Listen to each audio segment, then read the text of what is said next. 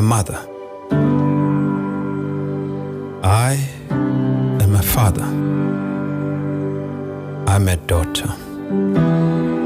I am a son. I am a brother.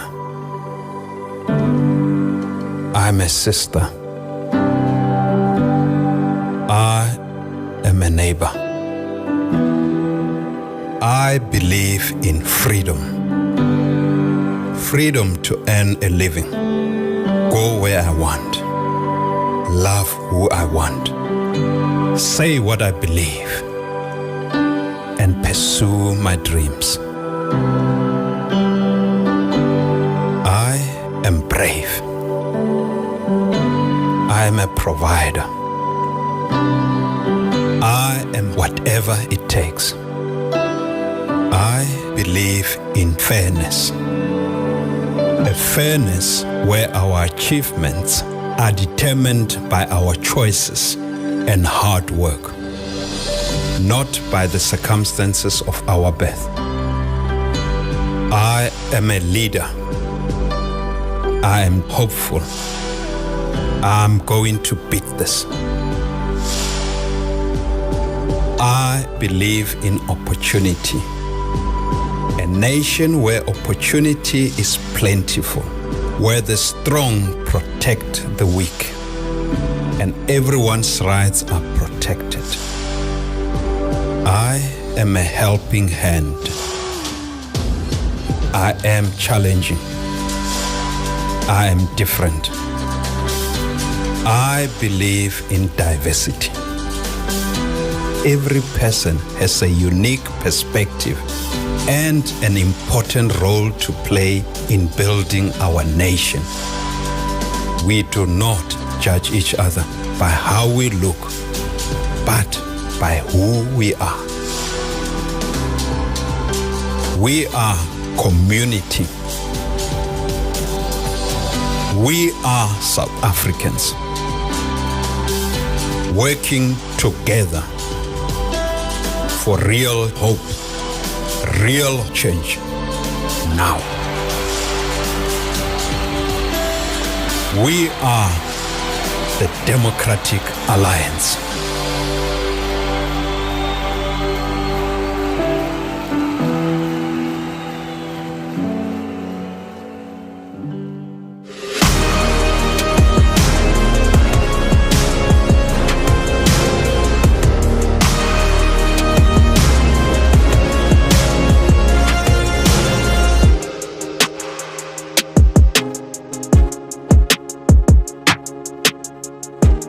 Democrats, South Africans, welcome to the Democratic Alliance Student Organization's first ever Federal Congress. Coming to you live from all over South Africa, I am your host, Karabo Lerato Khakau. Ke twadi ya mo Afrika ngwanana Mosotho yena ka sivile. Mukubu ngwa mosatsa mothibedi, kubu ntama rota re bone. And joining me in studio is my lovely co-host Naz. Thank you, Karabo. I am Nazli Sharif, and together we will be taking you through the exciting lineup for today. We have voting delegates from campuses across the country participating virtually, but we are also coming to you live via our social media channels. This is an absolutely exciting first for all of us, right, Karabo? Absolutely, Nas. It's our very own first DASO Congress. This is so dope because it's taken a lot of work, dedication and effort from all of you to get us here. This is indeed historic. Today, we will be hearing from our outgoing DASO leaders. We will have an address from our DA Federal leader, John Steenhuisen, and we'll also have special guest appearances by some of our DASO alumni, such as the Mayor of the City of Cape Town, Jordan Hill Lewis. Nazli, did you know that Jordan is the founding member of DASO? Yes, from UCT. Yeah. to leading the city of Cape Town. Elected as a member of parliament in 2011, he was the youngest MP at the time.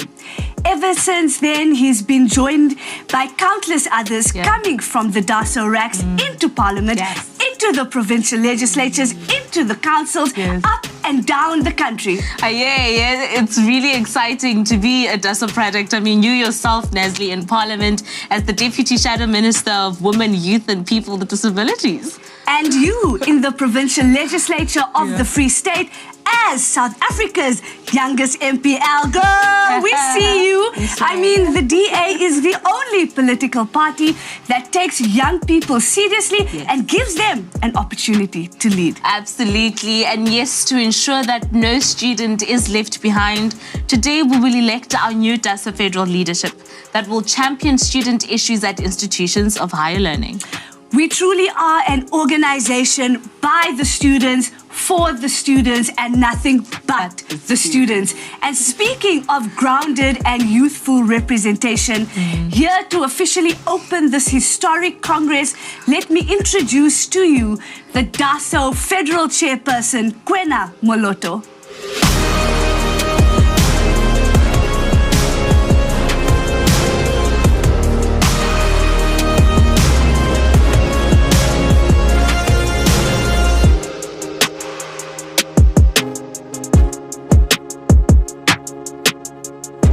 Greetings, fellow Democrats. My name is Kwena Moloto, your DASO NSC chairperson and your chairperson for this 2022 DASO Federal Congress. It gives me great pleasure to welcome all delegates logged on across the country.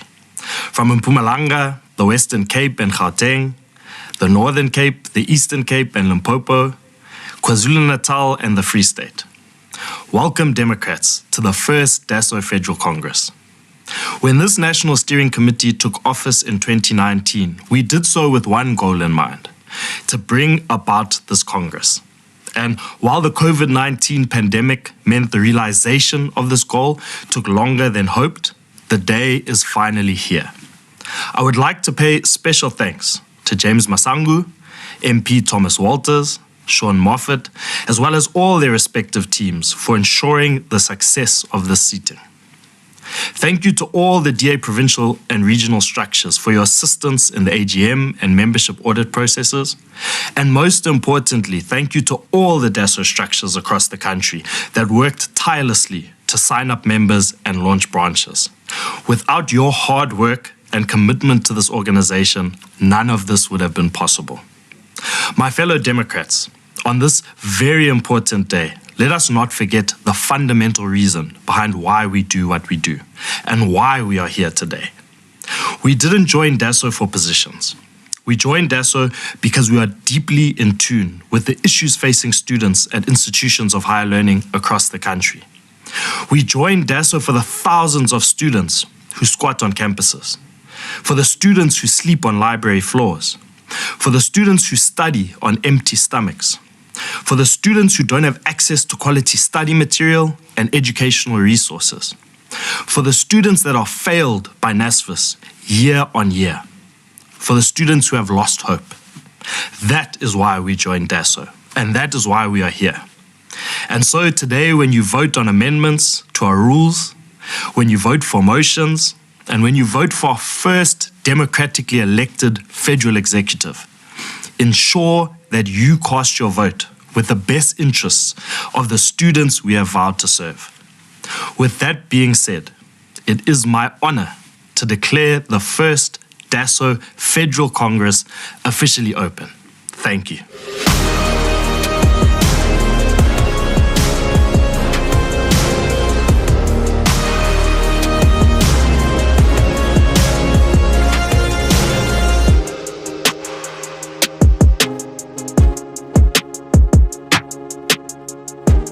Thank you, Kwena. The DASO Federal Congress is now officially open.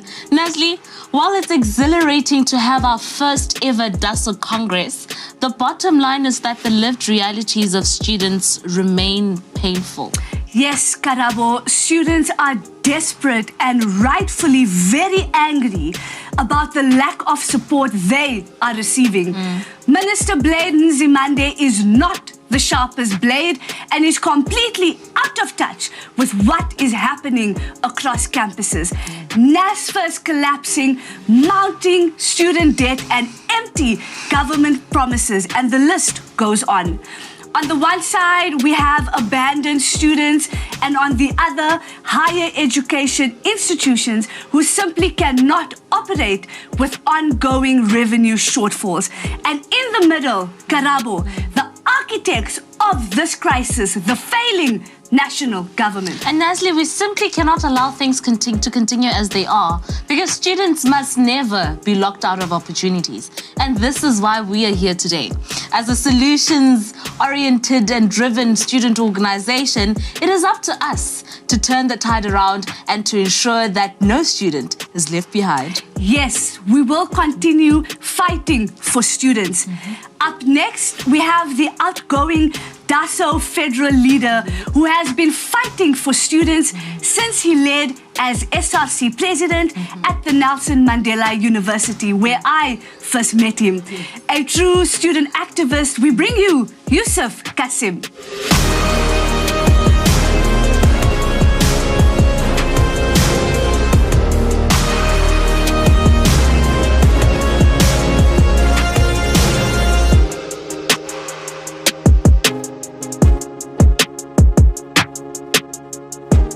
Congress delegates, we are finally here.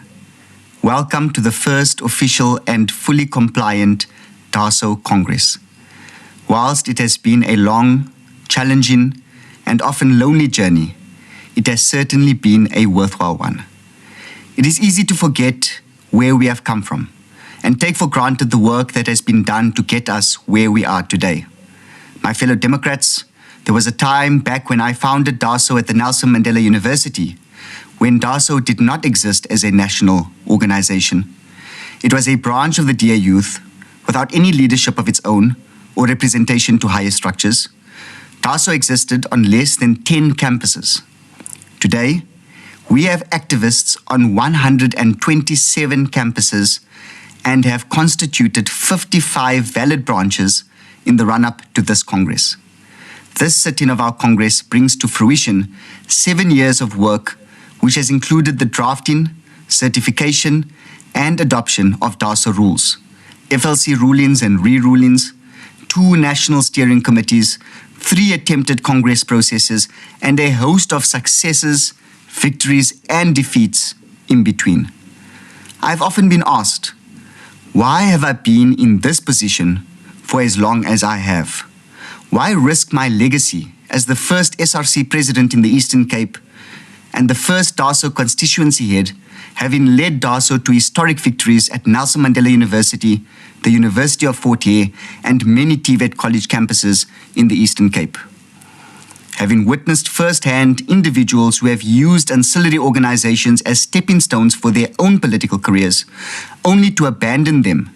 Having had the experience of being left to gather the pieces in the face of some who would prefer to see ancillary organizations confined to the dustbin of the DA's history, I pledge to see the mandates bestowed upon us successfully fulfilled, no matter what, no matter how long it takes. In 2015, all DASO chairpersons gathered in Johannesburg and elected a team to lead DASO, to finalize its rules and deliver a federal Congress. That team included Nazli Sharif, Sam Bainan, Hlaganani Gumbi, and myself as the leader. In 2017, all DASO chairpersons gathered again in Johannesburg and renewed that mandate. In my 14 years in the DA, I have never grappled with a more challenging task, and I would like to recognize and appreciate the efforts and sacrifices made by the team that was elected, without which we wouldn't be here today. I would also like to recognize the efforts of those that came in to assist on the second steering committee, as well as the Deputy Chairperson of Federal Council, Thomas Walters, who has been a tireless ally to ancillary organizations over the last decade. The first hurdle was getting the rules of an organization as complex as DASO drafted and certified by the FLC and adopted by Federal Council. The current rules went through over 40 drafts and 3 FLC panels before its adoption in 2018.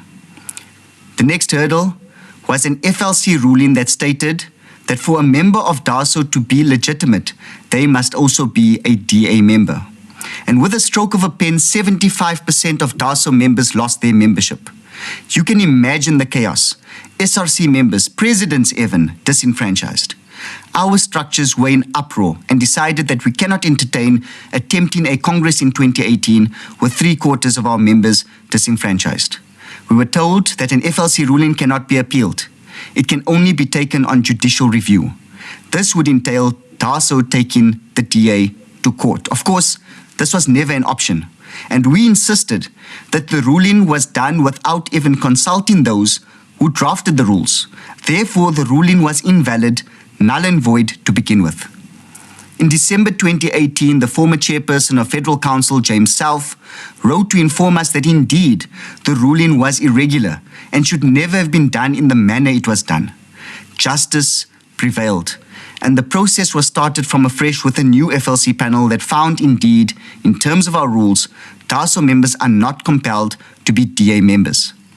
I've noted that one of the proposed rule amendments that will be considered by Congress today is to make it a rule that all DASO members should be DA members. And I would like to strongly urge Congress to reject this proposal, as DASO is that stone in the middle of the pond that many young people need to step on before jumping over to the DA. Before you become a member of the DA, you are just a student on campus looking for a student organization that will champion your challenges. Finally, in attempting to put together branches in compliance with all of the requirements set for a DASO Congress, the 2019 attempt failed due to a requirement which we opposed, that all students must produce a certified proof of registration when attending an AGM. 69 branches were eligible for AGMs in 2019. Of the 63 of them that sat, none of them were deemed valid. And this further reinforced our view that the proof of registration requirement was an unreasonable hurdle, and we sought a federal executive decision to do away with it. COVID-19 and the subsequent lockdowns saw our 2020 Congress attempt dead in the water, and the 2021 municipal elections ruined the attempts made last year. These delays, my fellow Democrats, have hurt our organization, as DASO required a new leadership with a fresh mandate as far back as 2018, which incidentally was the year that DASO peaked under the excellent work done by the DASO leadership. In 2018, DASO ran its annual Sakingomso campaign on as many as 174 campuses, with the national DASO leadership having secured over 300,000 Rand of Sakingomso funding, 1.3 million Rand of SRC election by-election funding, in addition to a national DASO campaigns budget of over 500,000 Rand. DASO governed 3 universities, 12 TVET colleges, and canvassed close to 17,000 votes in the lead up to the 2019 general elections. The challenge of the new DASO leadership elected today is to get our organization back to our peak of 2018 and find a way to surpass it so that we can return to the trajectory of dominance that we once enjoyed. It will not be easy, and it will require reminding ourselves of why we do what we do. Now, my father may not have had much growing up, but he toiled so that my siblings and I can get a better shot than he had. He put himself through medical school selling stationery and baby formula. And because of the education that he was able to access, the doors of opportunity were opened for me. And this is why I have dedicated my entire life to fight for every South African to have the opportunity to access a higher education irrespective of the circumstances of their birth, and to have the necessary tools to succeed. This is what no student left behind means. Imagine a country where learners can access world-class institutions of higher learning or vocational training based on their talent and hard work, rather than the wealth of their families. Imagine that student has the necessary transport, accommodation, textbooks, devices, and the environment to thrive and compete with anyone worldwide. Imagine graduating into an economy where the skills and knowledge of our graduates can find expression. We can achieve this, not only by returning to our trajectory of dominance on campuses, but by playing our part in changing the government in 2024. There are close to 2 million students at the 358 public campuses across South Africa. DASO can and must play a historic role in toppling the ANC and ushering a DA government that will ensure that indeed no student is ever left behind.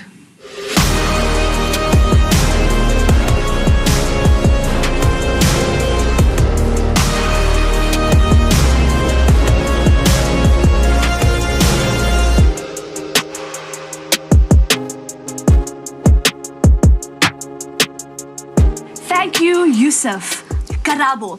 I first met Yusuf in 2012 when I was a student at WITS. And what I remember is how he always led on the ground from the front. He is really a true activist. Yeah. Yusuf has led DASO to many of our accomplishments, like growing and winning at TVET colleges across the country. In the Eastern Cape, he helped secure the first historic victory at the University of Fort Hare. He is an absolute grounders. And DASO is a generator of leaders across industries. We are leaders in business, in economics, in tech, in agriculture, medicine, and indeed in governments. And speaking of accomplished and inspiring DASO leaders, up next, it is my absolute honor to introduce one of my predecessors from UCT. In 2005, he founded the first ever DASO branch in South Africa. He is a former shadow Minister of Finance and now the Mayor of South Africa's best-run metro, the city of Cape Town. DASO delivers, GHL delivers. Democrats, I give you Jordan Hill-Lewis.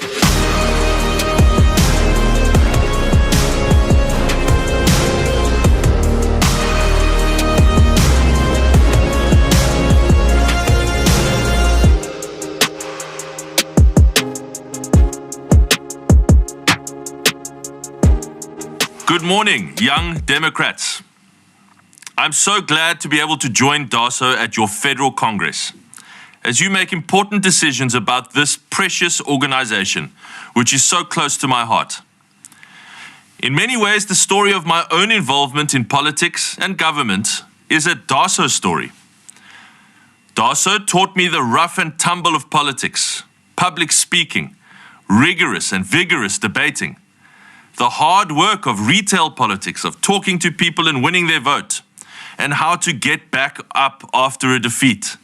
Let me tell you that I lost my first election in DASO to a candidate who was literally dressed like a clown and whose only manifesto pledge was more staplers for students. I also made lifelong political friends like Sean Moffat, who were right by my side at the beginning of DASO and who is still a champion of our cause, even helping organize this DASO Congress today. While I was somewhat of an activist as a pupil at Edgemead High School in my teenage years, it wasn't until I arrived as a student at the University of Cape Town that my life in politics really got started. I founded DASO in 2005 when I arrived at UCT because I saw the crucial need for a liberal voice on South African university campuses, which were then completely dominated by the ANC Youth League and its style of racial nationalist ideology. In those days, DASO often stood as a lone voice for non-racialism, individual freedom, and other truly progressive values in a sea of regressive ideologies. We all know that university campuses are a crucial piece of the South African political puzzle. They were crucial sites of contestation and struggle during apartheid, where the authoritarian state machinery sought to control what was taught and control what was thought, and also where progressive students organized themselves to stand up against that injustice and imagine a better future for our country. This includes students who went on to lead our parent party, the Progressive Federal Party. The campuses of institutions of higher learning still play a crucial but very different role in the politics of South Africa. At many institutions today, students are taught highly politicized curriculums, especially in the humanities, that only present one kind of worldview. There's a young man who works for me in my office, in the mayor's office, who studied at UCT just a few years ago. He tells the story of how he was called a racist and a colonialist and every other name in a lecture and told to go back to Europe, all while the lecturer smiled and nodded and approved, just because he said he believed that the Constitution was actually a non-racial document that calls for the equal treatment of people from different and every background. Now, if we can no longer stand up for and call for non-racialism at some of our universities without being shamed and silenced, it means that radical racial nationalist ideologies have become unchallengeable. The result of this is that many apparently educated South Africans have only really ever considered one kind of opinion on an issue and assume that that opinion must be true. This lack of intellectual diversity on our campuses, this lack of a real contestation of ideas, a battle of ideas for the future, is a real emergency for South Africa. We as a society can never work towards better ways of doing things if we are unable to properly engage in debates in which a broad diversity of opinions is taken into account. DASO, therefore, has a crucial mission in our national politics. This is important. DASO can and must be the voice for our liberal values of freedom, fairness, opportunity, and diversity. DASO members can and must fight for these ideals in lecture halls, on plazas, in SRCs, and in meetings with university management. If a lack of intellectual diversity was a problem when I was at UCT in the mid-2000s, it is now even worse. While there were some valid concerns expressed by students in the protest movements we saw in 2015 and 16, these movements quickly and very predictably turned authoritarian and even totalitarian, shutting down free debate rather than encouraging it. And so we are now left with university campuses all over the country at which academics and students are either too scared or literally unable to express their views. This bodes very badly for the future of our national political discourse in South Africa and for the country. We have lots of problems in South Africa, and we need to hear as many ideas as we can about how to fix them, so we can choose the best solutions. So while I really do believe that it is even more difficult now to be a DASO activist than it was when I started DASO in 2005, I also deeply believe that DASO's mission is more crucial now than it has ever been. I encourage every one of you to take this calling seriously and to commit yourselves to it. The future of our country is at stake, and some of the solutions are already in your hands. I have also no doubt that many of you will go on to wield influence in the DA, in Parliament, in our governments, and in civil society in the years ahead. To be honest with you all, my involvement in DASO directly led to my being presented with opportunities to build a career, a vocation, a purpose in politics, and I've loved every minute of it since. It not only allowed me to develop my skills and feel like I was making a positive difference in the world through making a change on campus, but it also gave me access to incredible networks and opportunities which would have been unavailable to someone from my background whose parents weren't wealthy or connected. I encourage all of you to make the most of the opportunity you have as DASO members and leaders to build your skills, your networks, and capacity for dedicated hard work and service through your on-campus activism. The DA desperately needs a pipeline of talented young politicians, researchers, policymakers, and thinkers who can lead in the marketplace of ideas. DASO will be the body that supplies this talent if you run it in a way that ensures it remains fit for that purpose. So in my view, DASO needs to be heavily focused going forward, not just on winning SRC elections, important as that is. Of course, we all love winning those. But also on actively driving issues on campuses, especially those relating to intellectual diversity and academic freedom. DASO must be the unorthodox voice, just like our famous predecessor, Helen Suzman, was the unorthodox voice in apartheid's parliament. It is on us to have the difficult conversations on campus, to stand up for what we know is right for the future of our country, even if it is unpopular and difficult.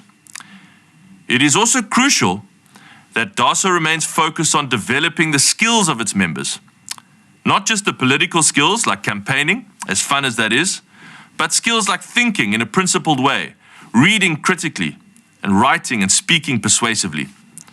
There are too few politicians in South Africa with those kind of skills, but the ones that do possess them make the real difference. On that note, I want to leave the new federal leadership of DASO that will be elected at this Congress with some words of advice. Firstly, recognize how important DASO is and what a crucial role it can and must play in South Africa's future. After you have internalized that, commit yourselves to the hard work of building branches, nurturing members, and fighting for our ideas. DASO is so important for South Africa's future. DASO is so important for the DA's future. I really do believe the DA would not be the powerhouse that it is without DASO. I believed that in 2005, and I still believe it just as strongly now. As thoughtful and deliberate young leaders, you can and will make a change in a country that is crying out for new possibilities. So I wish you all the very best for your Federal Congress. Take care of this precious organization, DASO.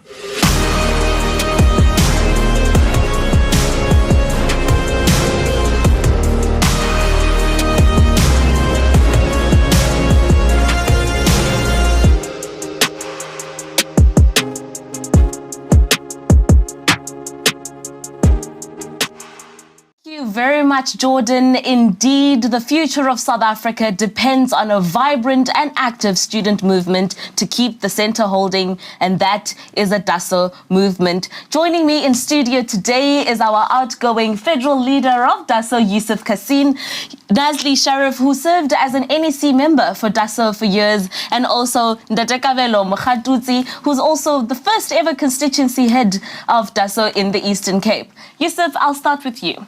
Take us, a lot has changed between the foundation of the inception of DASO to today. Take us through the background, the behind the scenes. How did we get here? I think, Robert, before we go there, yeah, from one former SRC president to another, how great is it to go into this Congress after the massive DASO victory, welcoming President to the President's Club. I mean, DASO has seen many presidents, and we are finally back on track. How great is that? Well, amazing. Yeah, and it works. I think let's reflect, and I think this is an important time for us to reflect where we come from. So, as many delegates would have heard in my speech, when we started out, we were in less than 10 campuses. And DASO didn't have any structure. It didn't have any leadership. In fact, if you wanted to run an SRC election, you did it on your own strength. And we've had to come to where to from here. 2012, the DA went to a federal congress in Boksburg, and Kabelo will remember he was a delegate at that congress as well. A decision was taken to decouple DASO from the DA youth. But nobody did anything about it after that. It just sort of sat gathering dust. Those students that wanted to build a liberal alternative, like Jordan and myself and others, did it on our own strength, so with the support of our local structures. And someone had to do something. And Naz will remember, we had a youth congress in 2013. I was elected the federal chairperson at the time. And in 2014, and I'll never forget this, I was invited to my very first federal council. Now, you must remember I'm this young kid. Yeah. It's really, really daunting. Yeah. And it was here in the city of Cape Town. And myself and now Councillor Ondela Kepi was the chairperson of DASO, Nelson Mandela at the time. Yeah. We sat the entire night. And we put together this amazing presentation, how DASO can be structured to show federal council. It had arrows, it had things that were flying from the side. It was really flamboyant. And we didn't sleep the entire night. And we got there and we looked at all of these politicians and we gave our presentation and they tore us apart. Till today I'm a little bit nervous when I get onto federal council because they completely tore us apart. And I don't think the party really understood where do we need to take this organization. And I've got to give a lot of credit to Helen Ziller because Helen invited me to a meeting.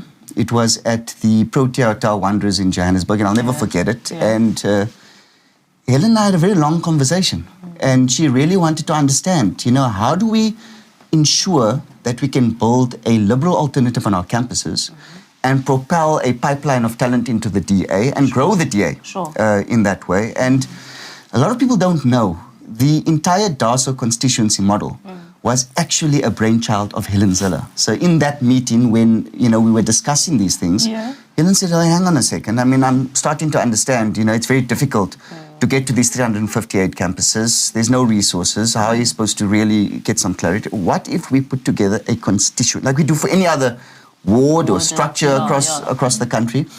And I said, I remember we put together this amazing presentation. We had to now put it in the dustbin. And we said, let's do this. And step by step, we went to federal council.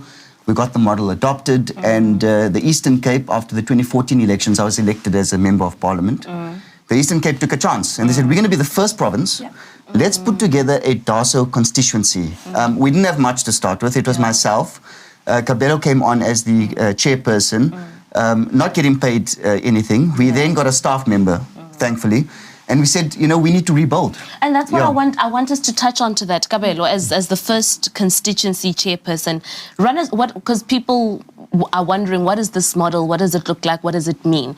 Run us through your experience of that model and the reality of it. Thank you very much, Karabo, and good afternoon, everyone. Good morning, everyone, and I hope that this is a historic moment for all of you because this is the first DASO Congress in its existence, and I think this is quite historic. Karabo, the constituency model, so what started as a constituency is a geographic area. So it could be number of wards, it could be municipalities, and it's confined to a geographic area.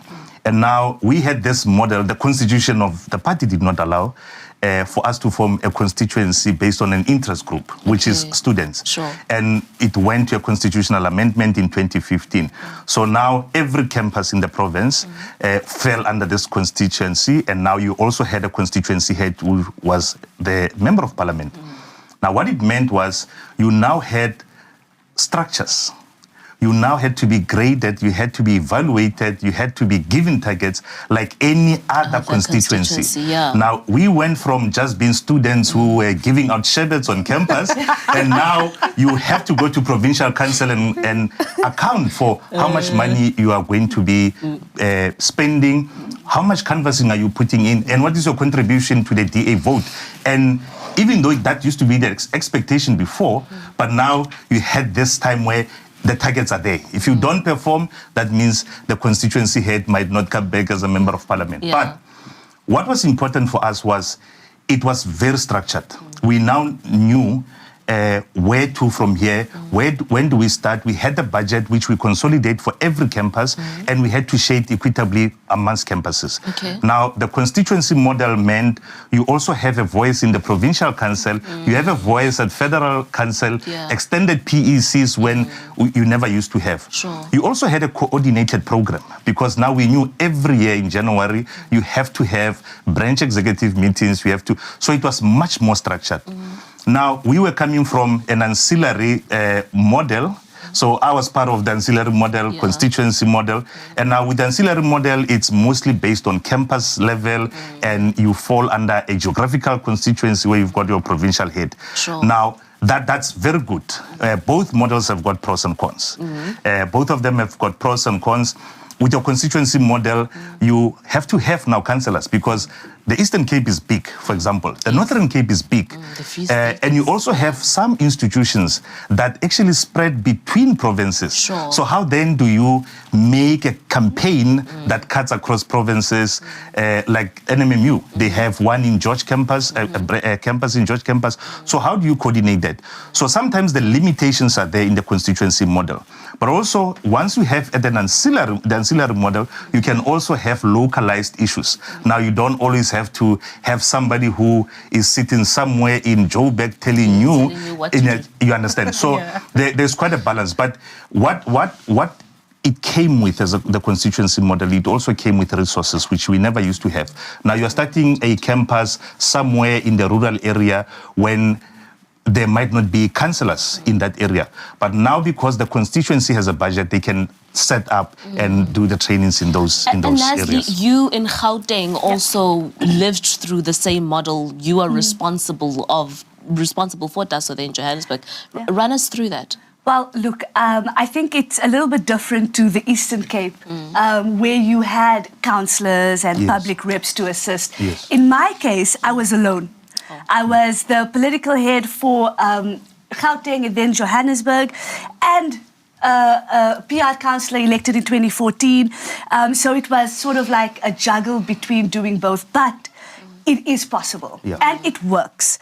And the reason I say it works is because, you know, you find that you have people who are accountable for doing the work. Yes. So you have specific leadership that you can hold accountable, like you mentioned, targets, making sure we sign members up, making sure we resource for SRC elections. And this is why I think that the constituency model does work if it is properly resourced. I mean, we saw a lot of success in Johannesburg looking at the constituency model. We had UP, where we were in the SRC. We won our first seat at UJ Soweto campus, and we saw massive TVET growth. You know, Yusuf, I'll tell you a story. I would go by myself to the TVET colleges in Soweto, and in under 1 hour, I would sign up one membership book. Because students want something new and they believe in what DASO can deliver. And this, I think, is the edge that DASO has when looking at all the other polarized student organizations. And let me just add, Karabo, because now what's important as well on the issue of resources, if you look at our successes in the Eastern Cape, that it came about when we had that constituency model. We started winning, we started having a footprint across everywhere in the province as well. Yusuf, I want you to come in here because Gauteng and the Eastern Cape had their respective experiences. You had an overview of provinces across the country. How do you think that balance could have been reached? What was your observation? And going out, having led us for 7 years, what do you think works? So, I mean, I think there's a ceiling. And I think that's what's not really part of this conversation right now. We had great success. And Kabelo's being very modest here because he talks about resources. We actually didn't have that much resources. Our first budget was 90,000 Rand or 70. In fact, it was 60,000 Rand and then bumped up to 90,000 Rand the next year. For an entire year, it's not much. And I mean, we had great success. But what it doesn't tell you is that we actually had to take out from our own pockets to make that success possible. So when we retook Nelson Mandela University, a lot of that came from our own pockets. When we won at the University of Fort Hare, nobody expected us to win. But we slept in office floors, you know, cockroach-infested offices. I mean, I'll never forget, we would wake up, say good morning to the cockroaches, get onto the campaign. And I suppose by the end of it, they were all DASO supporters as well. But it's what we had to do. But there's a ceiling. No, really, there's a ceiling because there's only so much resources you're going to get. And in many provinces, they didn't have the resources to go around. So you take a province like the Free State, for example, they couldn't afford to take an MP or MPL and say, DASO is your only constituency, and therefore it doesn't work because they have to look after other geographic constituencies and it just becomes sort of something that's on the back burner. There's no councillors that's allocated, there's no staff members specifically focusing on that, and actually does more harm to the organization. And we saw in provinces where you actually had a fully fledged constituency, It worked to a point. Yes. And when you had provinces that said, well, I just have to do this because I have to do it, or I don't have the resources to go around, it actually made DASO regress in many instances. And I want to bring this back to Nelson Mandela University, because the Eastern Cape went back from the constituency model where it was very successful. And then Andrew Whitfield, as the chairperson, made a very brave decision, and he said, look, we kind of need to spread further across the province. So let's go back to the model where every constituency head must now take ownership of the campuses in their. And Bobby Stevenson has done an amazing job. Bobby Stevenson, who is the constituency head MPL for where Nelson Mandela University is, invested, resources over year after year, and he grew the leadership there. He fundraised. He's one of our best fundraisers in the party, and that's what you don't always have when you have a DASO constituency, because that person will now make sure this is my baby in my constituency, I'll make it work. And we've now won Nelson Mandela University. I'm not sure it would have been easy in many places in the province, because, for example, you'll have Jane Cowley in Queenstown in the Eastern Cape. She's making a success of WUSU in Queenstown because it's in her constituency. Yes. And when you have one DASO constituency, imagine one constituency head having to manage 8 SRC elections at the same time. It's an absolute nightmare. It spread us very, very thin. But if every constituency head takes responsibility, and this is the key, because not everyone does, takes responsibility head in the alternative model, it can be successful. Now, I had a chat yesterday with Asho. And I said to Asho, why does the My DMI branch not have campuses? For example, like I've got a constituency, I've got 2 campuses in my constituency. When I go for my review, it should be able to bring up on the dashboard, in these 2 campuses, this is how much canvassing you've done, because VRM picks it up. This is how many members you have signed. Do you have a valid branch, etc., and so forth. And he said they're going to look into that, because I really think whichever model the party decides to go with, we need to make sure there's absolute clarity, people are being held accountable, and that it's properly resourced. Because at the end of the day, the student that requires DASO to be there for them requires us to be equipped to be able to do that. And the importance of having either model or the system work is seen in how when DASO works, the DA works. Yes. The DA is genuinely a generator of powerhouses that today are serving across councils, in PHOs, in FHOs, in legislatures, and in the National Assembly and NCOPs. Generally, I bravely say, and I think you would agree, without DASO, there is no DA. 100%. But we heard it from Jordan. Jordan, the mayor of the city of Cape Town, coming from our ranks. And this is not, people who don't come through universities, because it's a privilege, and that's what we're fighting for, is for everyone to have that right to education. But there are many people who come from communities who are excellent public representatives and leaders. But every organization... And I had a chat 2 days ago with Bobby Stevenson after this Nelson Mandela, and I said, Bobby, really, I take my hat off to you.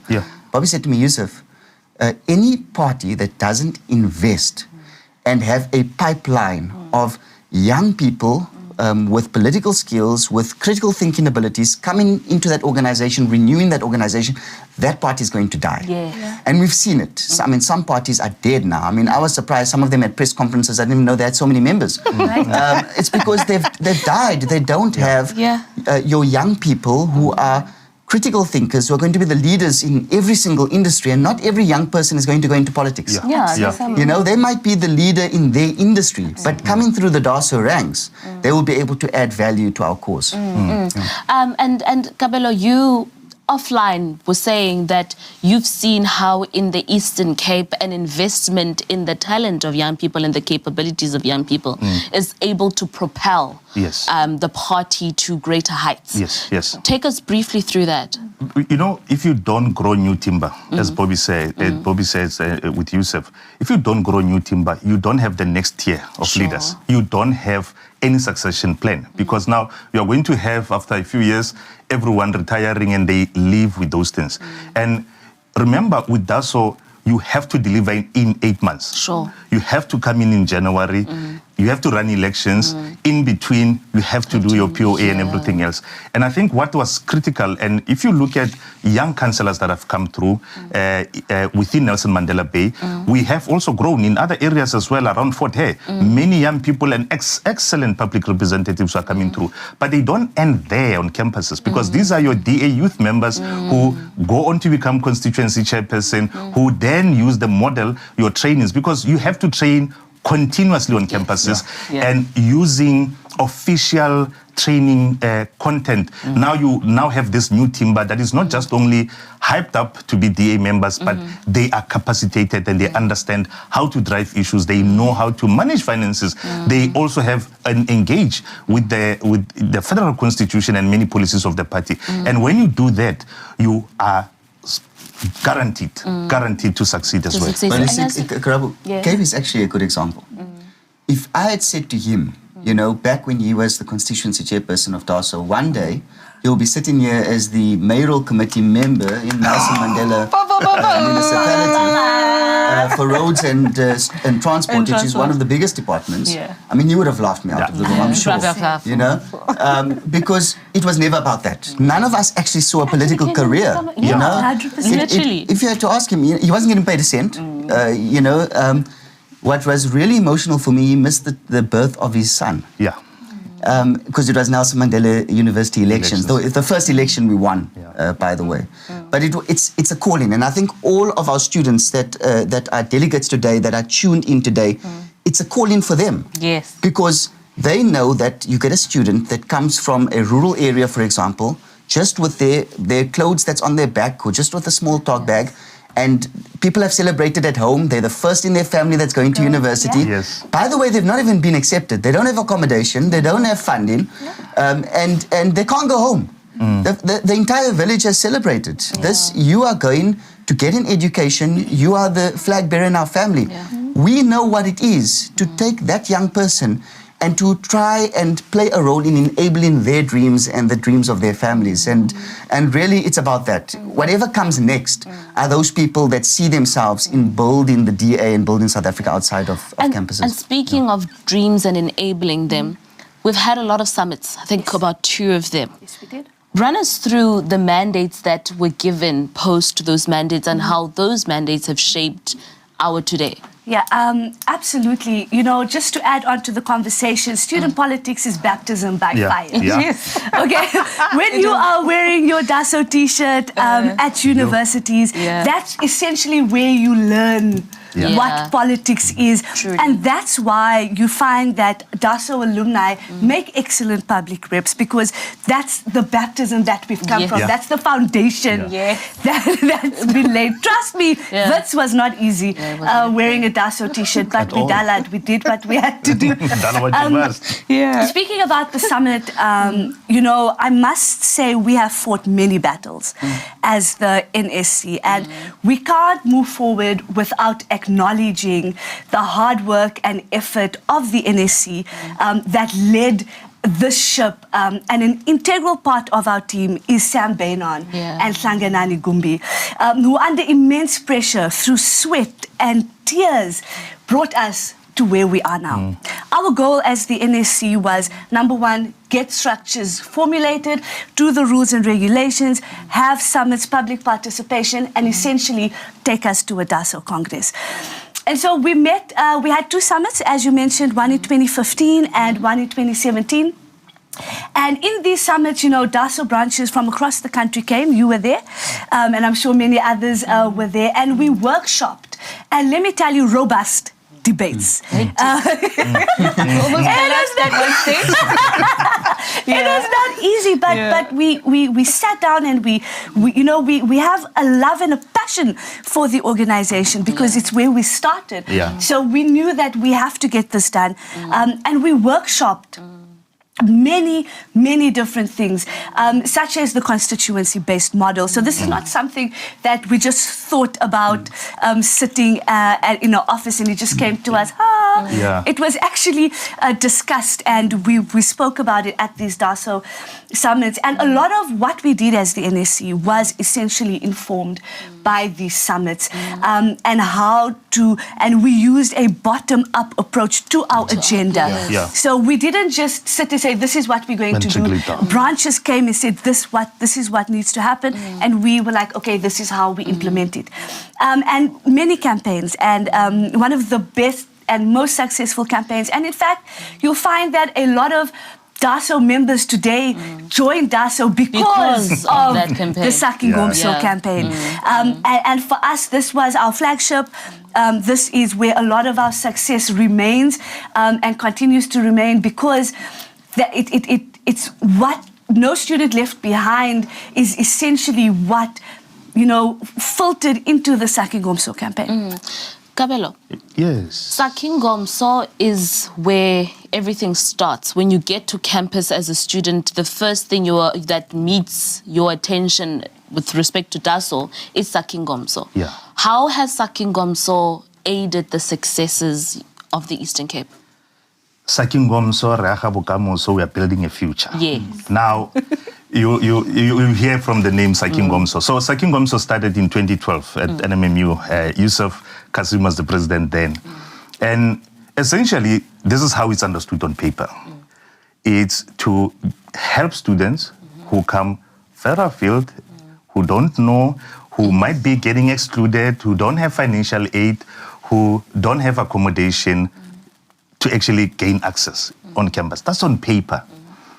The essence of Saki Ngomso is actually the why you even started. You remember Saki Ngomso starts on the 2nd of January. Yes. When everyone else is, you just had a nice time on the 1st of January.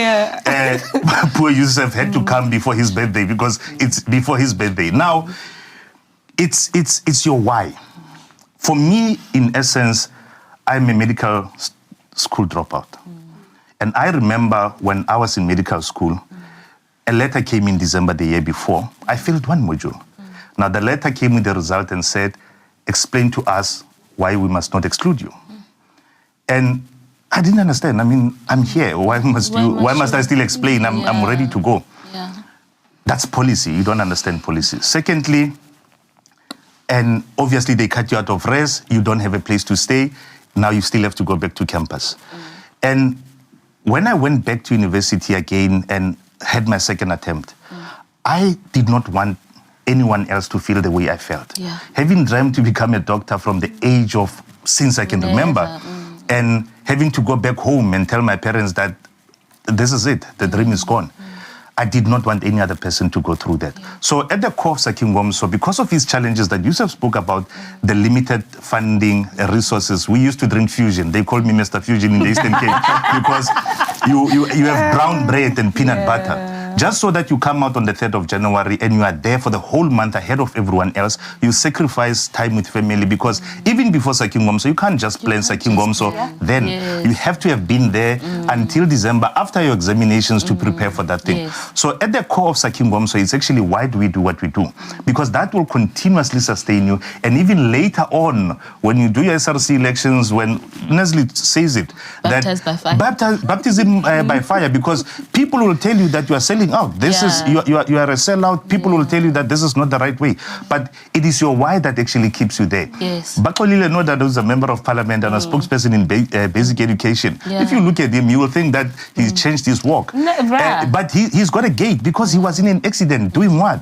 Actually going to do, and he was not even a councillor by then. Going to do training. Training, and you got exactly, and you got a car from Yusuf. You used to use Yusuf's car, and that's what it's about. That you will crisscross the province, you will sleep in offices, and that's the why. So Saki Ngomso, in essence, is why do I actually get into this thing, and how do I help the next person not to actually be excluded, the next person not to have accommodation. Just recently, when I was being congratulated by a member of SASCO, by the way, for being an MMC, a gentleman that I don't even remember came through and said, this is the guy who helped me during Saki Ngomso, and I didn't have accommodation, and he helped me not to panic. And that's exactly, that's the essence. Yes. 10 years on, this guy remembers that I helped him. Yep. And this is just not an isolated story. There are many other people who never actually went into politics, who never went to do anything, and who are actually people because of building that future. And in essence, your why, it's important. And secondly, the obsession to leave no student behind. Yeah. That's what Saki Ngomso is all about. And Yusuf, when I'm literally getting goosebumps here because of what Gabelo is saying, because I think this is the frustration that all of us share. Yeah. That why and the thirst and the drive and the fire inside to make sure that there is no student left behind cannot be realized without the beef up of resources and the backup from the party to ensure that we do have a DASO structure, and while having the DASO structure, we're able to put Sakingomso in action. So this is exactly the point, Karabo, and this is why during our deliberations today, this Congress must make some decisions. You would have heard me in my speech talking about DASO members being DA members, etc. That amendment, I really hope that amendment isn't passed. I'll take my opportunity whilst I have it, because we are trying to build the next generation here. Absolutely. And as Kabelo says, we are trying to ensure that that generation, I'm not just talking for the DA, I'm talking for our society, for our country, that generation has the tools to build our country, to build their families, to realize their own aspirations at the end of the day. But we need to be equipped to do it. Now, you might have some provinces that has, just for the sake of giving someone the responsibility, says, well, you know, you take this responsibility, you grow DASO in your province. But that person has also been given a number of other areas that they're supposed to grow the DA in. There's no councillors allocated. There's no specific budget that's been set aside. It's a very big problem. I spoke about 2018 because 2018 was really where we had gathered that momentum. We had 1.3 million rand of SRC election funding. It is massive. And I talk about people like Thomas Walters because they went and fought with us that battle. We got 500,000 in donor funding that was set aside. And as Kabelo says, you might not see some of the gains immediately. But that person that remembers 5 years, 10 years later, it was that blue T-shirt that calmed me. That was that blue water that calmed me through the most difficult period of my life. People never forget that. Yes. And whatever way we decide to go, there must be absolute clarity, and we have to resource it. We need to make sure that the close to 2 million students that are on 358 public campuses, actually there's someone there for them. And that whoever is there for them, there's somewhere they can draw from, a public rep that's going to support them, a staff member that's going to set up for them, get a gazebo for them, make sure that there's T-shirts that are available to brand them, ensure that we are able to not have to give them fusion and peanut butter, but we can actually be able to resource, you know, our activists to be able to do the incredible work that is going to not just benefit the DA, but benefit our country as we usher in the next generation. Nazli, Yusuf has touched on something very important here, which is why we are here today.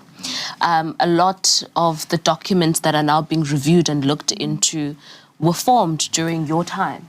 Take us through the rules process. It was a hectic one. Take us through there, like for anybody sitting at home watching, all the delegates, the rule process. Let me start by saying it was painstaking. You know, many DASO members come and they see the rules and regulations, but what it took to get us to that point was hectic. It was a lot of work. It was a lot of back and forth. There were so many draft amendments moving from the NSC to campuses, to the NSC, to, you know, federal executive, federal council. There was just a lot going on for about 2 years or so, a constant back and forth, you know, but we never gave up. And I remember when Yusuf, I was elected in the city of Johannesburg, and Yusuf flew down to Johannesburg and he said to me, listen, Naz, doesn't matter what time we finish, these rules need to be finalized. And we sat in my small little Vicky Oval office and we sat and we just, you know, killed it. We just went through it, going through everything, all the submissions, everything, and we just finalized it. And again, this battle was fought hard by the NSC, Samantha Bainon, Atlanganani Gumi, but especially Yusuf. Were there any resistance? Because, I mean, we know that the process was difficult. There's a lot of mind application that went into it. But I think Yusuf touched in the beginning to say that when all of this was happening in the inception, there was quite a lot of fog on the part of the mother body. So, I mean, the biggest issue, and I mean, whatever amendments we discuss today, what our delegates must understand, just because you pass an amendment doesn't mean automatically it's part of the rules. We are an ancillary organization, and therefore, any constitutional amendment or rule amendment that takes place must first be certified by the FLC, which is the Federal Legal Commission, because the FLC needs to check, are they happy, does it comply, does it fit into this massive organization that has its own constitution, provincial constitutions, statutes, you know, all sorts of policies and documents, and it gets really, really complex, especially for DASO, because DASO has international, foreign national students, right? Foreign national students cannot be South African citizens, cannot be DA members, you know? So you look at those kind of dynamics and you look at representation to higher structures, and people get really, really nervous about that. So the FLC was a big hurdle, not because of them. There's nothing wrong with the FLC, but I mean, we went through 3 panels. Yeah. We went through over 40 drafts. I mean, we got to a point, we sat in my office in Parliament one day and we just brought some of these panel members. Sheila Camera was one of them. We brought Thomas Walters in. Can you remember that, Naz? We just sat in my office there and we said, listen, guys, we can't go through more and more back and forth on Gmail. I'm sick of it. We're going to debate this thing. We're going to go amendment by amendment by amendment. And we finally finalized an acceptable draft. And then when it got to Federal Council, it's sort of a formality, because if the FLC stamps in, well, you know, it's sort of a formality. And Kabelo, the process that Nazli and Yusuf are talking about right now are part of what birthed the successes of 2016 in Nelson Mandela Bay and in the Eastern Cape. Run us through that. Paint the picture for everybody to know what the importance of DASO is and how DASO aids successes of the party generally in elections. Growing your timber. That's the first one. That's the basic of it. Secondly, before we go to the details, it's also simply just changing society. That's a simply changing society. That one person, whether they're going to be active in politics or not, it's just you have enabled a dream. That's a very important thing, and that is what we always spoke about. And when you look at it, I mean, and this is where the first conversation we had about the different models and how it comes through and showing into successes actually comes into play. So when we moved from that model of the ancillary body and we were a little bit more structured, we had a little bit of success. So in 2014, 2013, we actually had a very good campaign, 75%, and this was the first, and I don't think we can ever emulate that. But it was because of the deliveries that we took, and we were much more structured. Then we came in and won elections in 2014, governed an SRC. And 2015, Yusuf mentions this thing, that we actually won that election without any big guests from federal, anyone. Cyril Ramaphosa was there, Gwede Mantashe was there, Mbalula was there, for them, Libot Koboshiani, who's very big in student politics, and many other ANC leaders. It was the year that Fort Hare was celebrating its centenary. So it's very big. It's produced African leaders, your Kwame Nkrumahs, Robert Mugabe's, your Seretse Khama's. So this was a big moment, a historic moment. But also, again, it links up, because these successes were not just something that happened.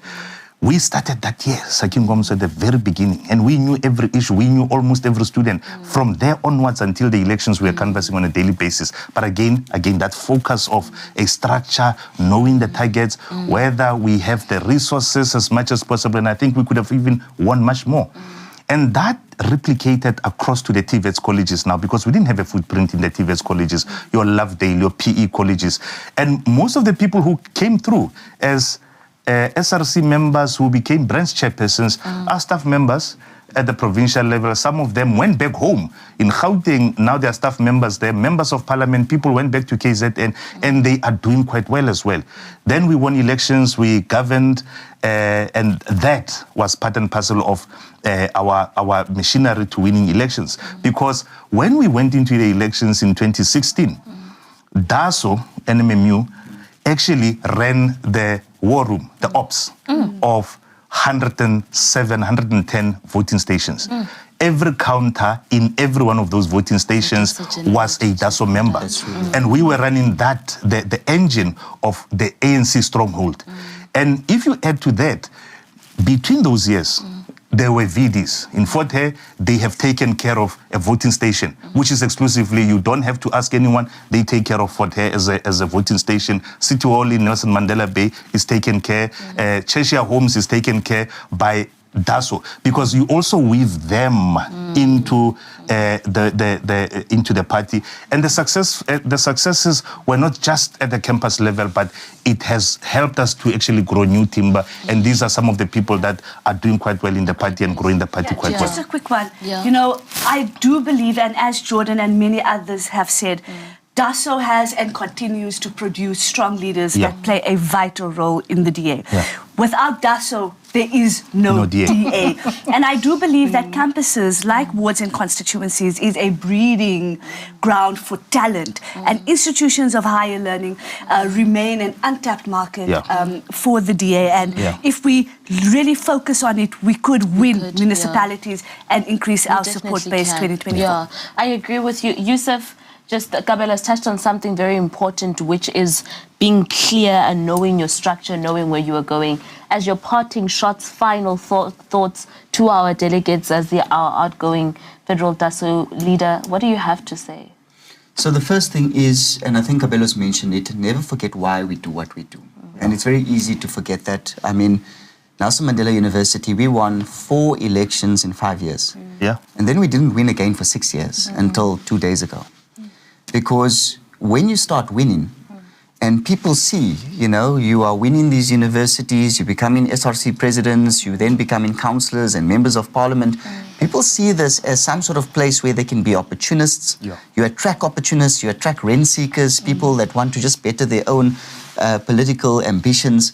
And that's exactly what happened. It can spread toxicity within an organization. And we must never allow that to happen again. Some of those people are now with Action SA, for example. Good riddance to that. Because really, they're their problem now. They never really cared about students. They cared about themselves. They cared about dividing the organization, about furthering their own ambitions, about destroying people and assassinating people's characters. And really, my advice to the leadership and I really, both of the candidates are excellent candidates. I'm so proud that we can attract talent that we have, and those that were elected unopposed, people like Leonard Malesa and others, are really, really excellent individuals, and I'm sure that this organization is going to be in really safe hands. My advice to them is focus on why we do what we do. Never forget that. Never allow the opportunists to ever gain a foothold in any campus, because that is going to be the end of DASO, like it was the end of other student political organizations. Good luck to all of our branch leaders, chairpersons that are with us here today. You are the final hope. You are the last blue line between those learners that have dreams and aspirations and hopelessness for them. That is the burden that you must carry. Tread softly, because you might tread on people's dreams. Thank you very much, Yusuf, and thank you to you, Kabelo and Nazli. We're now going to cross over to hear an address by our federal leader, John Steenhuisen.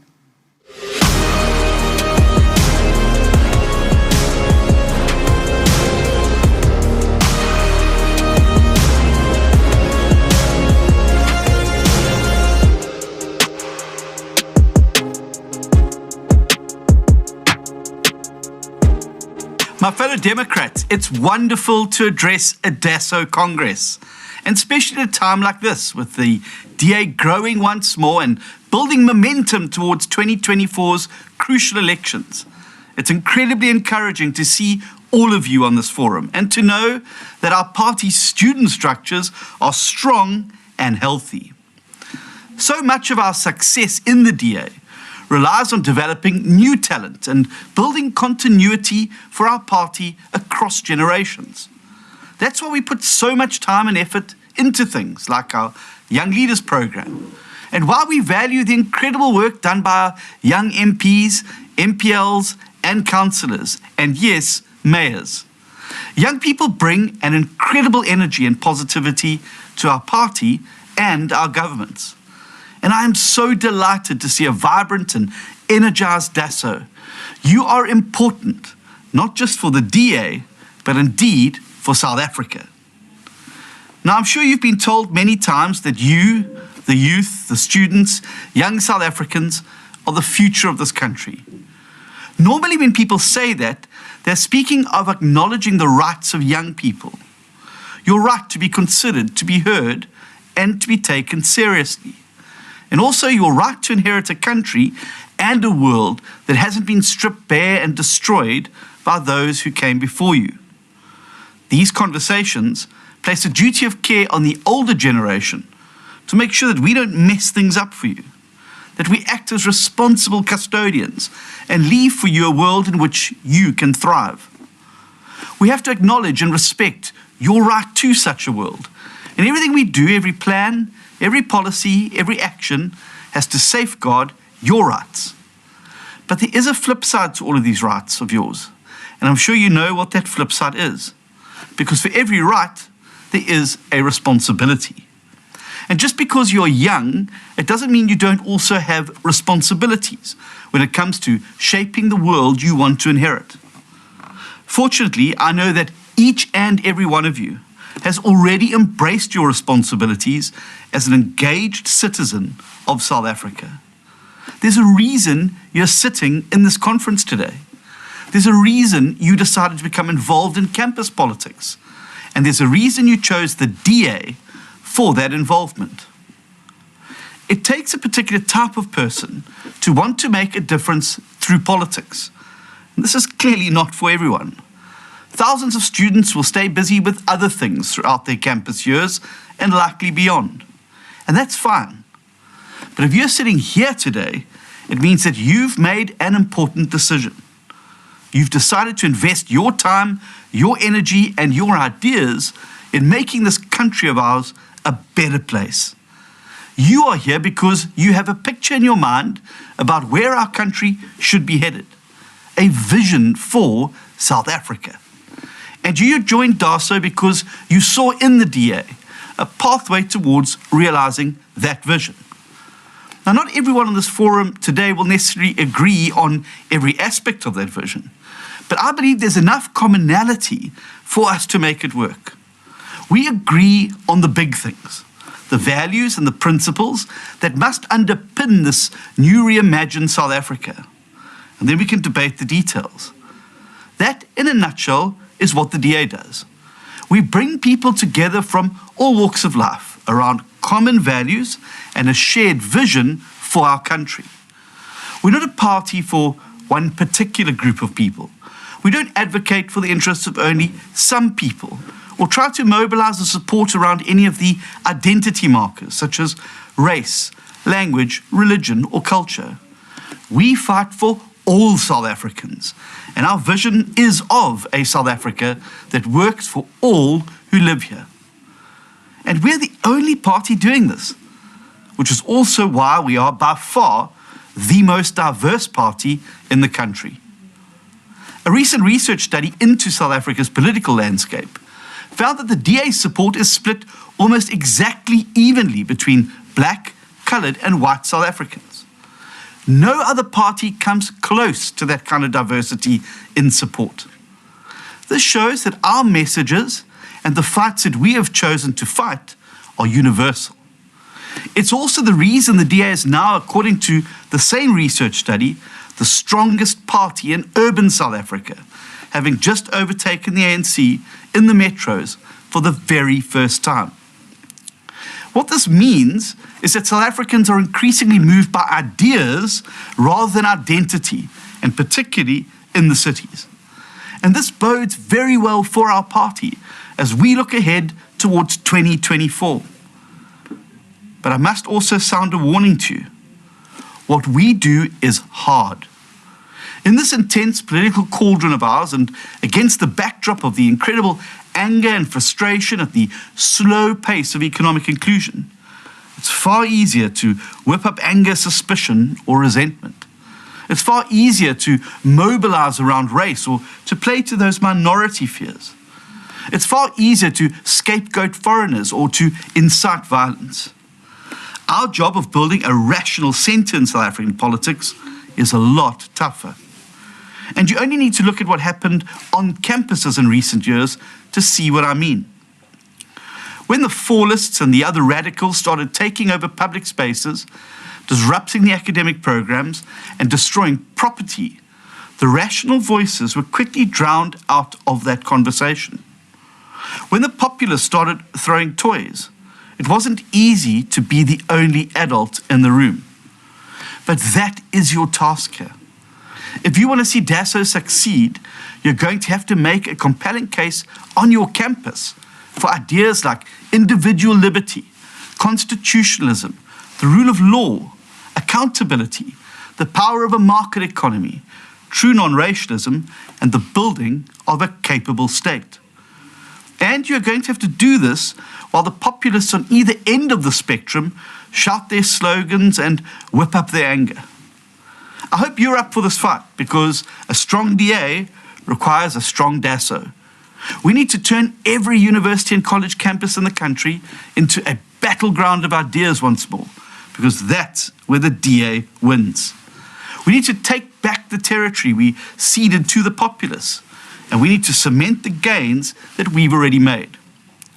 I want to assure you that this is possible. Just look at DASO's historic victories on campuses like Nelson Mandela University, Fort Hare, and the TVET colleges in Mpumalanga.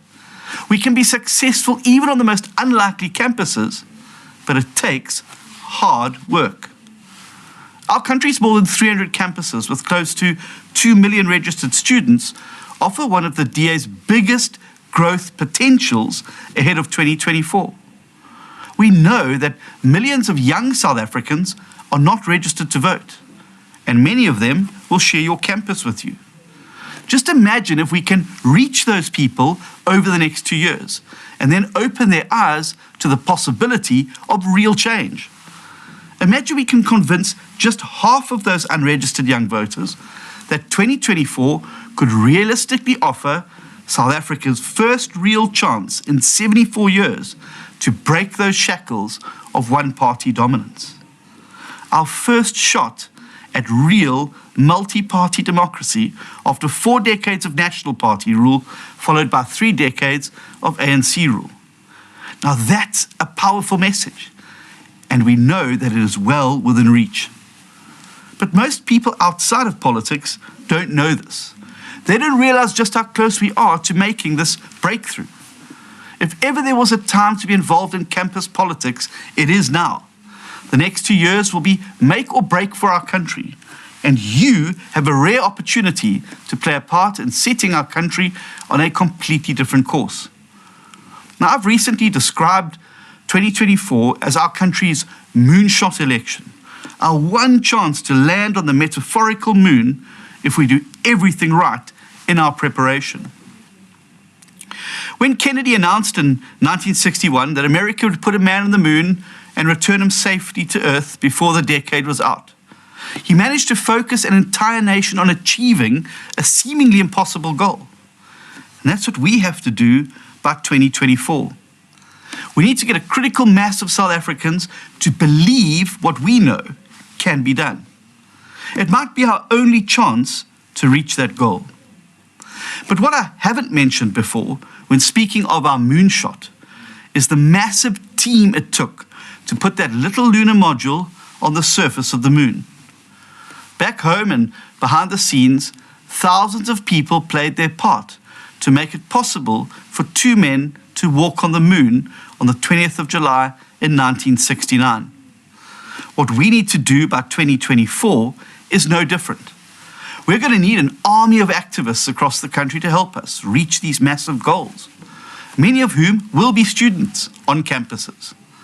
I hope that we can count on you to help us win the hearts and minds of young South Africans. No one can reach these young people like you can. No one else can speak to them as authentically and honestly as you can. You have an incredibly important role to play in getting us across the finish line. But first, you have the small matter of a Congress to attend to.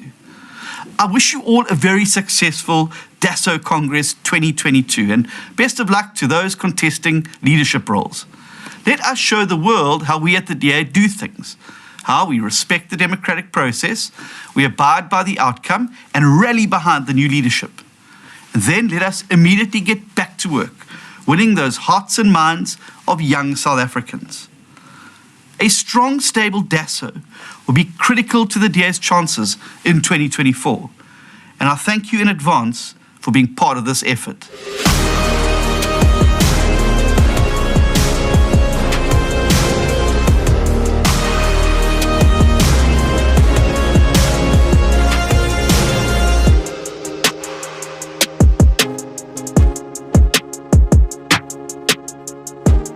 Wise words from our DA leader, John Steenhuisen. John has proven that he supports young people by appointing many DASO alumni into his shadow cabinet and as his counsel in parliament, as well as appointing a young and capable chief whip in the National Assembly. Talk about John vulling the gates. Indeed, young people can find expression in the DA. But we're not just a party of powerful and inspiring speeches. We get things done. And today, we will be doing some real political work. We now hand over to our outgoing DASO Federal Chairperson, Kwena Moloto, who will chair the session that deals with amendments and additions to our rules.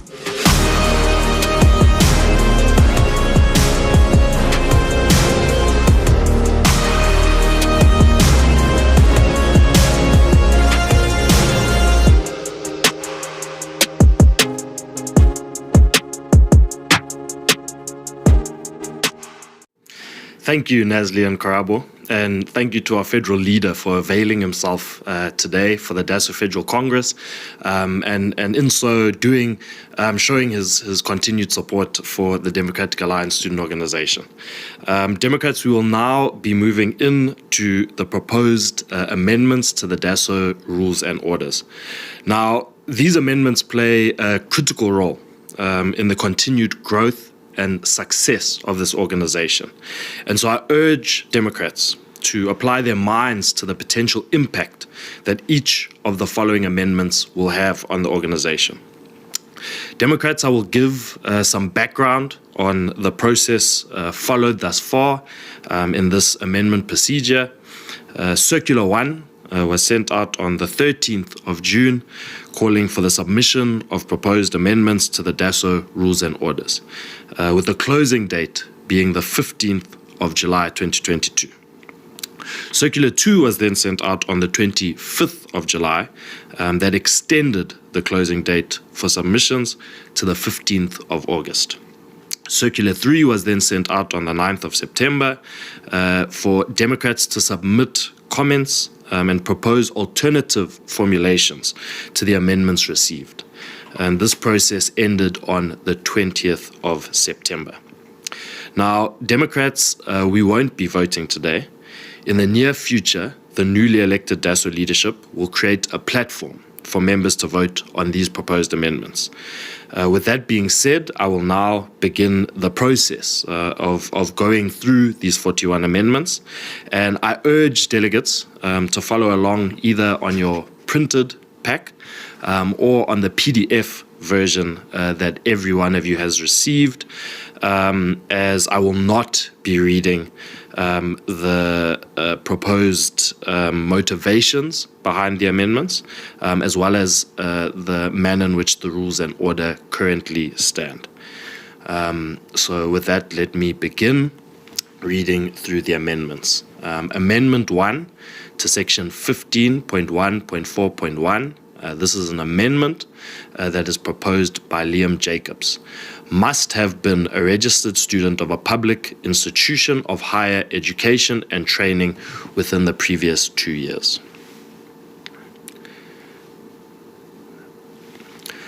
Amendment 2 to section 15.1.4.3.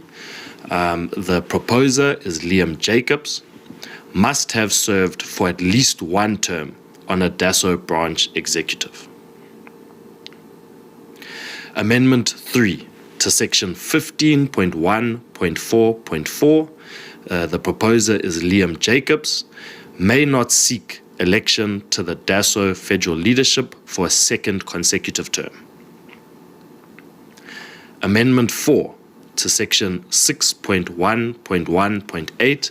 This is an amendment and an addition, and the proposer is Abdul Kadar Elias. Where eligible, subject to the criteria of membership outlined in the federal constitution, must concurrently apply to become a member of the Democratic Alliance. Clause not applicable to foreign students and students under the age of 16. Amendment 5 to section 6.2.6. This is an amendment and an addition, and the proposer is Abdul Kadar Ilyas. Honorary membership granted by any institutional executive committee is to be reported and noted by the relevant constituency executive and DASO federal executive. The DASO federal executive may choose to review and set aside the decision of any institutional executive committee to grant honorary membership by a 2/3 majority vote at a meeting that is quorated with 50% plus one of its members present. Should the DASO federal executive have compelling reasons to believe the individual granted honorary membership does not meet the criteria for honorary membership. Amendment 6 to Section 7.1.3. This is an amendment and it is proposed by Abdul Qadir Ilyas. 7.1.3. A decision of the relevant DA provincial executive or the DA federal executive to that effect on recommendation of a relevant disciplinary committee. 7.1.4. Ceasing to meet the criteria for DASO membership. 7.1.5. Where applicable, the termination of that person's DA membership as per process followed, as per provincial and or federal constitutions provided above, termination of a membership can be overturned upon a successful appeal lodged in terms of the DA federal constitution and federal legal commission's rules. Amendment 7. This is to Section 7.1.5. This is an amendment and the proposer is Abdul Qadir Ilyas. 7.2. A person's membership of DASO shall be suspended upon. Amendment 8. This is to Section 7.1.7. This is an amendment and it is proposed by Abdul Qadir Ilyas. 7.2.1. A decision of the relevant DA provincial executive or the DA federal executive to that effect pending the finalization of or institution of disciplinary proceedings by the student's institution. 7.2.2. A decision of the relevant DA provincial executive of the DA federal executive to that effect after recommendation of a DA relevant party disciplinary committee. 7.2.3. Where applicable, the suspension of that person's DA membership as per process followed, as per provincial and or federal constitutions provided above, suspension of a membership can be overturned upon a successful appeal lodged in terms of the DA's federal constitution and federal legal commission's rules. Amendment 9 to Section 8.5. This is an amendment and an addition. The proposer is Abdul Qadir Ilyas. 8.5. Any meeting shall be regarded as a meeting if a quorum of 50% plus one of the members are present and if notice of such a meeting has been given to the members. 8.6. Voting at meetings of all structures of DASO is by a show of hands unless a secret ballot is requested by the presiding officer or by 1/10 of the members present and voting. Amendment 10. This is to Section 8.6. This is an amendment and an addition, and the proposer is Abdul Qadir Ilyas. 8.6. Voting at meetings of all structures of DASO is by a show of hands unless a secret ballot is requested by the presiding officer or by 1/10 of the members present and voting. 8.7. All elections involving the election of more than 2 people to an office must be by voting systems approved by the Federal Council, provided that where this is particularly impossible, permission may be granted by the relevant DA executive to deviate from this on good cause shown. 8.8. Unless specifically stated otherwise, decisions at all meetings are taken by a simple majority of members present and voting. However, a quorum should still be maintained. Amendment 11. This is to section 8.8. This is an amendment and it is proposed by Abdul Kader Ilyas. 8.10.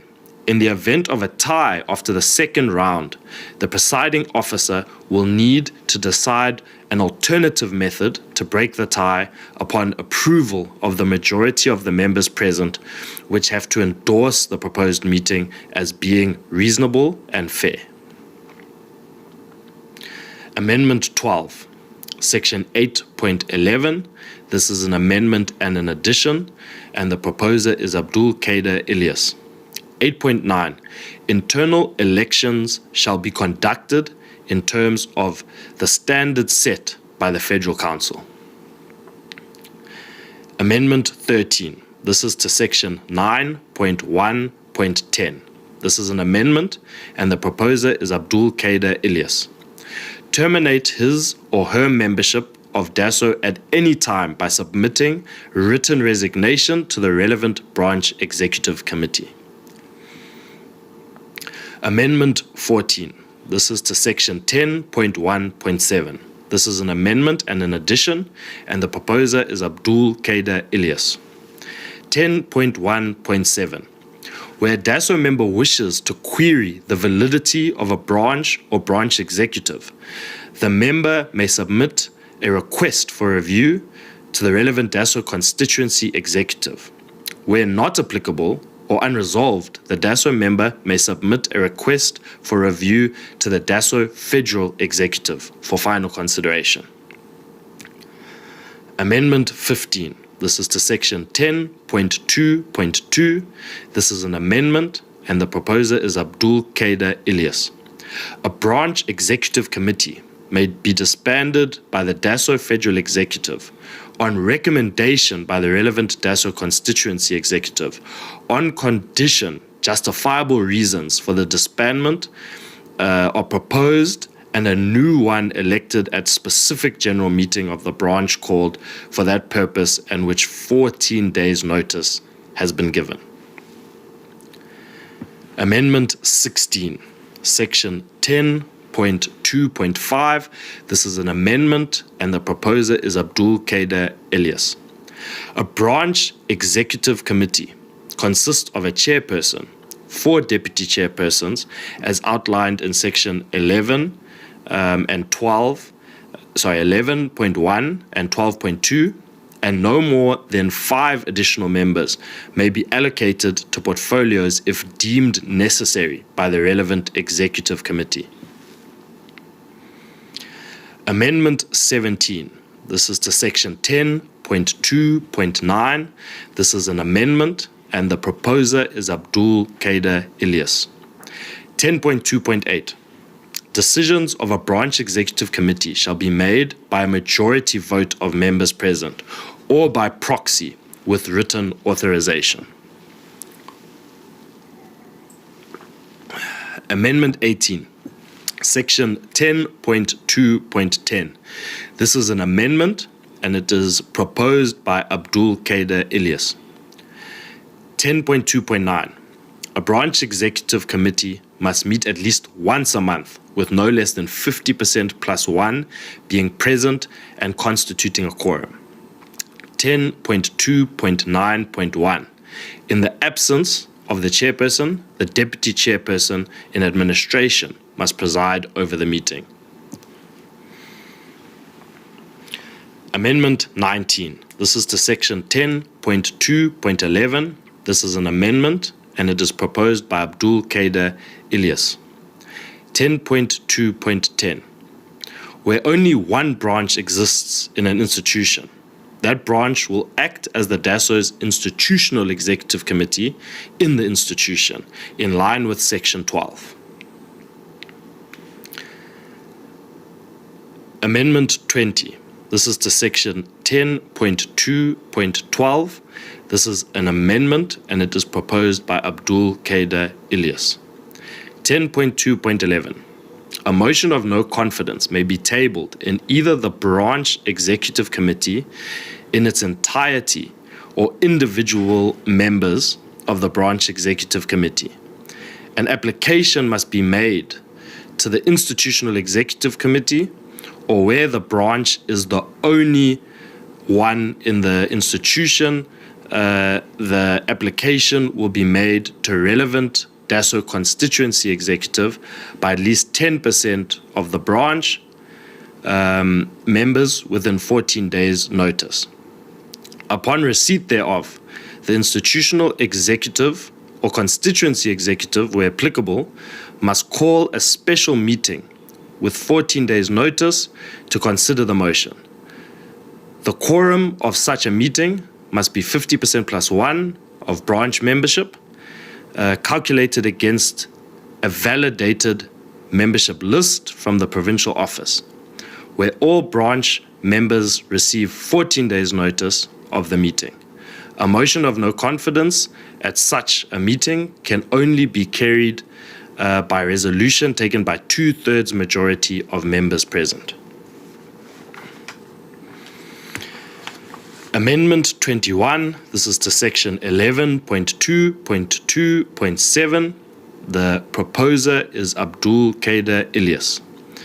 11.2.2.7 must ensure all communication put out in the name of the Democratic Alliance Student Organization has been first approved by the relevant regional, provincial, or federal media officer. 11.2.2.8 is elected by and accountable to the members of his or her branch. Amendment 22, this is to section 13.1.7. This is an amendment and an addition, and the proposer is Abdul Kader Ilyas. 13.1.7, where only one branch exists in an institution, the duly elected branch chairperson will function as the institutional chairperson.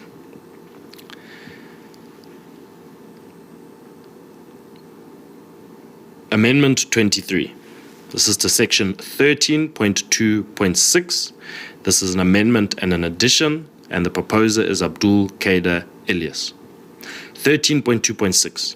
Where only one branch exists in an institution, the duly elected branch deputy chairperson administration will function as the institutional deputy chairperson in administration. Amendment 24. This is to section 13.3.2.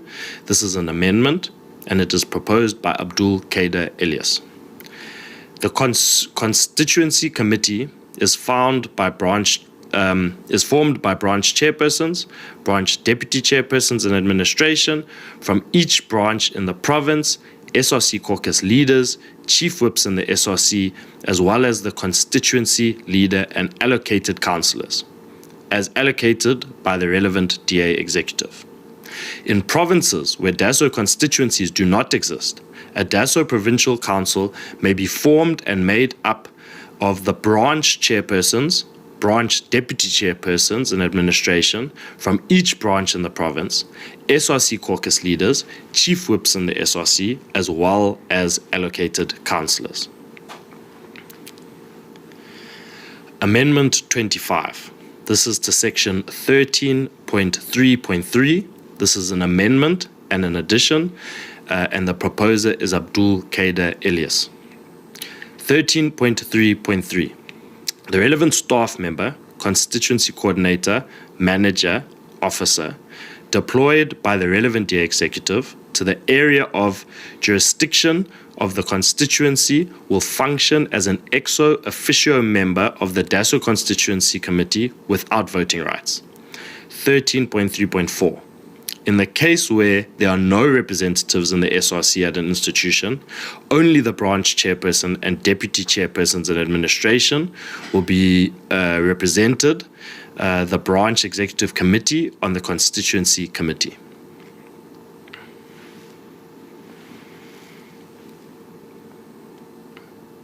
Amendment 26. This is to section 14.4. This is an amendment, and it is proposed by Abdul Kader Ilyas. The constituency executive is accountable to all substructures, as well as DA Provincial Council, the DA Provincial Executive Committee, and DASO Federal Executive.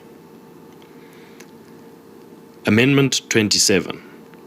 This is to section 14.5. It's an amendment and an addition, and it is proposed by Abdul Kader Elias. 14.5.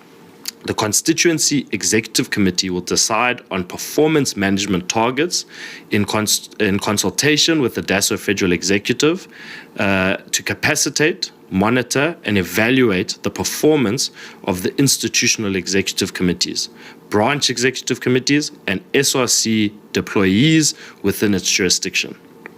Executive committees are elected at the inaugural meeting of the Constituency Committee and thereafter annually by and from amongst the members of the relevant committee.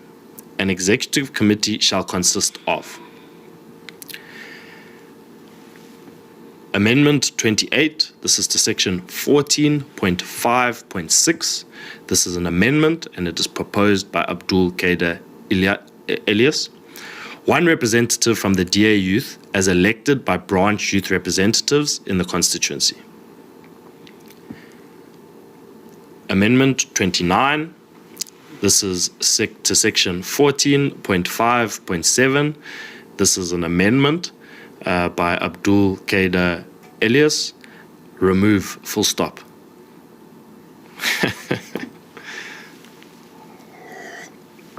Amendment 30. This is to section 14.5.8. This is an amendment by Abdul Kader Elias. Remove. Amendment 31. This is to section 14.5.9. This is an amendment and an addition, and luckily this time it's more than one word. The proposer is Abdul Kader Elias. 714.6.7, the constituency member of parliament or member of the provincial legislature who has DASO as part of their performance assessment. Amendment 32, this is to section 14.5.10. This is an amendment and an addition. The proposer is Abdul Kader Elias. 14.6.8. 2 councillors as allocated by the relevant DA provincial executive who have DASO as part of their performance assessment. Amendment 33. This is to section 15.1.4.3. This is an amendment and an addition, and it's proposed by Abdul Kader Elias. Must have served for at least 2 terms on a DASO executive structure or 1 term on a recognized tertiary institution's SRC. Amendment 34. This is to section 16.1.4. This is an amendment and an addition, and the proposer is Abdul Kader Elias. 16.1.4. The DASO provincial coordinator, 1 per province as appointed by the relevant provincial executive. 16.1.5. The member of the Federal Council who has been mandated with the authority over DA ancillary organizations. Amendment 35. This is to section 17.2. It's an amendment and an addition, and the proposer is Abdul Kader Elias. 50% plus 1 members of the DASO Federal Executive constitutes a quorum. Amendment 36. This is to section 17.9. It's an amendment, and the proposer is Abdul Kader Elias. Approves the formation of any coalition DASO SRC caucuses or to enter into. Amendment 37. This is section 17.1.4. This is an amendment, and the proposer is Abdul Kader Elias. Provinces will be allowed 2 representatives on the DASO Federal Executive, 1 public representative plus 1 non-public representative as appointed by the provincial executive. Amendment 38, this is to section 6.2. It is an amendment. This is proposed by the DASO Rules Review Committee. Remove. Amendment 39. This is an amendment. It is proposed by the DASO Rules Review Committee. Include words provincial executive where there's no constituency executive to all wording that only contains constituency executive. Amendment 40. This is an amendment and it is proposed by the DASO Rules Review Committee. Include words provincial council where there is no constituency committee to all wording that only contains constituency committee. And finally, Amendment 41. This is to Section 6.1.1.4. This is an amendment and it is proposed by the DASO Rules Review Committee.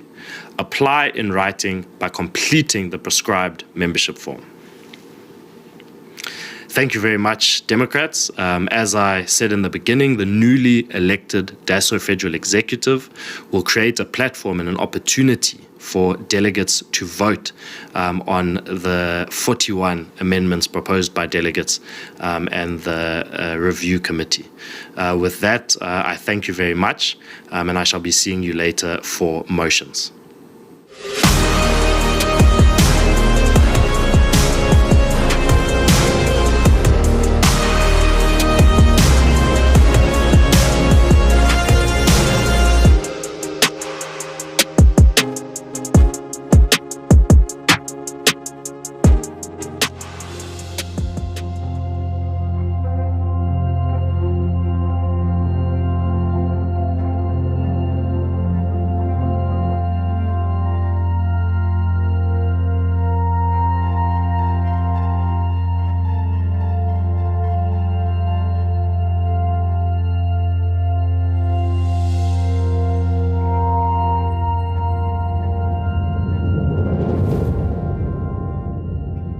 South Africans, we come from a hard past.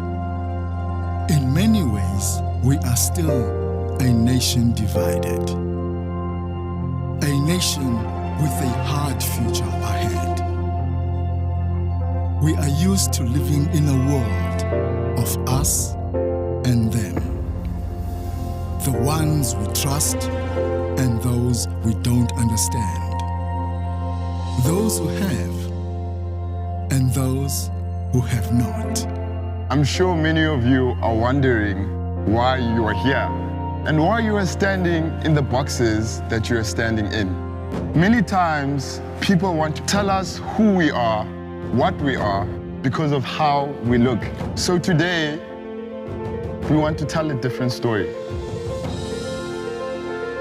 When we take the time to really see one another, then there is us, those who voted in 1994 and those who were born free, the breadwinners and those of us desperately looking for a job.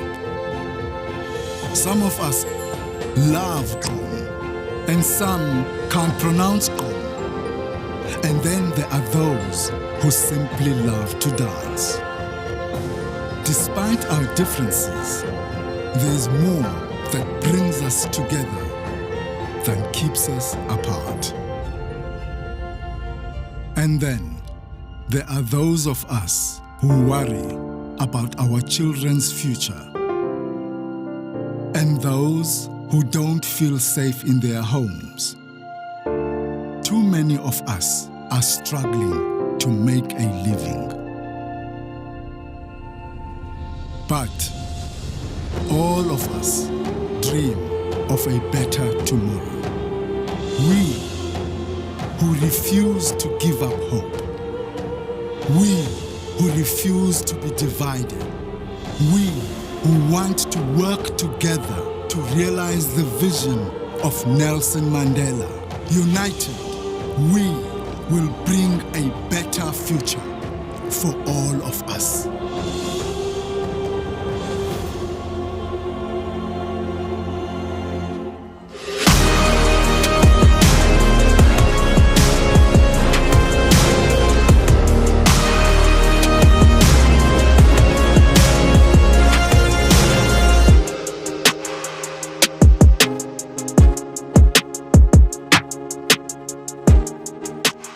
Welcome back here in studio. Joining us is the newly elected SRC president of the University of the Free State's main campus, Oguhle April. Hello. You are on mute, President. We can hear you. Sorry, am I audible now? Am I fine? Yes. Oh, it's such a pleasure to have you here. I mean, there's a lot that has happened between when you first became a DASO member and now you being president. Just run us through, what happened at Kingom, so the whole year leading up to the election. How was it? It was a lot. It was a lot of work, but it was most definitely exciting. Going through Sakingom, so it was our first time as a branch in the University of the Free State, and we just took up space. Our team was just there fully 100%, and we just gave it our all. We gave it our all throughout the entire year. And even during the elections, we were just taking up space. We were everywhere. We were being recognized. Yes. And that's what it was. 100%. I think taking up space is something that all young people must do, no matter where you are, no matter where you find yourself in. Yes. Take up that space and lead. Oguhle girl, congratulations once again. I'm so proud of you. Can you tell us, why did you choose DASO? There are so many student organizations on different campuses. Why did you specifically choose DASO? Because we were bringing something different. I mean, DASO was just bringing something different to the world of student politics, more especially within the University of the Free State. There was just, we weren't active, or like DASO was not active before then. And then with us coming into the space, with all the political parties that were there, it was just a matter of, or like the student political organizations, it was a matter of them just playing politics with student lives. It's just a matter of who is more powerful than the other, and there is no championing for student needs. And then that is just what DASO was bringing, and one just had to join DASO and become a part of DASO so they can be able to champion for student needs. Yeah, I mean, DASO's mandate and position has always been one, ensuring that there is no student left behind. And so you're right in your capturing of how there was a vacancy on campus, and that vacancy was, what had to be filled by an organization that could champion student issues and put students at the center of every agenda. And part of what you guys did was your 41-point manifesto. Run us through that manifesto. What was it about, and how is that manifesto now influencing your priorities as president in office now? Well, obviously, I can't go through the entire 41 points. But even though I would be happy to. But anyways, I'm just going to touch on like the main points, like the headings of our manifesto, which was financial inclusion, safer campuses and their surroundings, food security, academic excellence and wellness. We had just a lot of things within our manifesto, and it was just things that needed to be championed for students, and it's things that were just not happening within the university. And that is why we had such a manifesto: academic wellness, food security, financial inclusion is an issue at the University of the Free State. So there's just a lot that we had going on there, and there's still a lot that we're actually going to implement through that manifesto. So. Talking about implementation, Madam President, can you please tell us your 100-day plan? What are you going to be doing at the University of Free State to implement your manifesto? You are newly elected. You are the first woman president in decades. Queen, wear your crown proudly. So tell us about your 100-day plan, and also, since becoming the SRC president, what are some of the challenges that you're already facing? I think the one challenge that I am facing, but I don't want to view it as a challenge as such, it's incorporating the different political organizations into one thing. Coalition politics 101. Baptism by fire. But yeah, just just bringing together, because our council consists of 19 people in total. And with me being the head of the council, it's a bit difficult to now bring in different minds that you didn't go into the space with, or like the different minds that you did not want to go into the space with. So now you've got EFFSC, you've got SASCO, you've got independence. So now as the head of the council, you now need to bring all of these people together, and you now need to have this one vision together. So it's quite challenging and a little bit problematic, because now everyone has whatever mandate that they came from. And now the challenge is up to me as the head of the council to make sure that everyone comes together and that everyone 100%. Understands that even though we're coming from different political organizations, we all have one mandate. And that one mandate is to champion student needs. Sure. So I think that is the one challenge that we're facing, but it's one challenge that I'm conquering. So, yes. Okay, no, that's great. Look, tuning in right now is more than our DASO delegates from across the country, but we also have potential UFS students that are watching and seeing you here as their president, and a lot of other young women out there who are looking up to you to say that, if Okuhle can do it, we can do it. What do you want to share about DASO and the power of student politics to everyone watching at home? Cool. I think the one most important thing is just being true to yourself. Being true to whatever it is that you're standing for, and always remembering the why you are there, and why you initially wanted to be there, why you are championing for student needs. So for people within the space, or for students who are there, I need for everyone to know and remember the why. I think that just the most important thing is the why. Why are you here? So if you can always just remember that, and if you can always just continue championing that whenever you wake up and you think, but I don't want to do this anymore, you remember as to the why are you doing this? You're doing this for the students, and you're doing it to better lives, and you're not just bettering lives within a university community, but you're bettering lives for other South Africans out there. So the why is just the most important thing. Super exciting. We're happy to have had you here. We look forward to see what a DASO government and a DASO president is able to deliver for the students of UFS. We believe in you. Yes, we're pretty much. Yes, 100%. We know that you are capable and will deliver. Thank you very much, Okuhle, and we'll be back after this.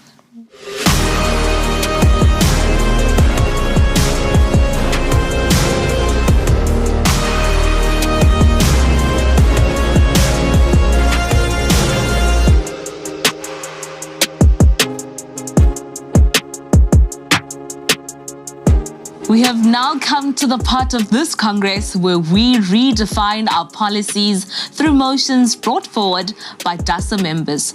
Ordinarily, students say that they do not care about policies or politics. However, the bottom line is that the issues students are facing across campuses, issues of registration, safety, GBV, accommodation, funding, food security, and even the quality of education can only be solved by sober and tangible policies. Policies tell us who we are, what we care about, and what we value. Policies protect us from going down the wrong path.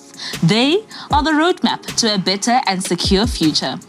Ultimately, policies are there to ensure that no student is left behind. We now cross over to Kwena Moloto, who will chair our session on motions.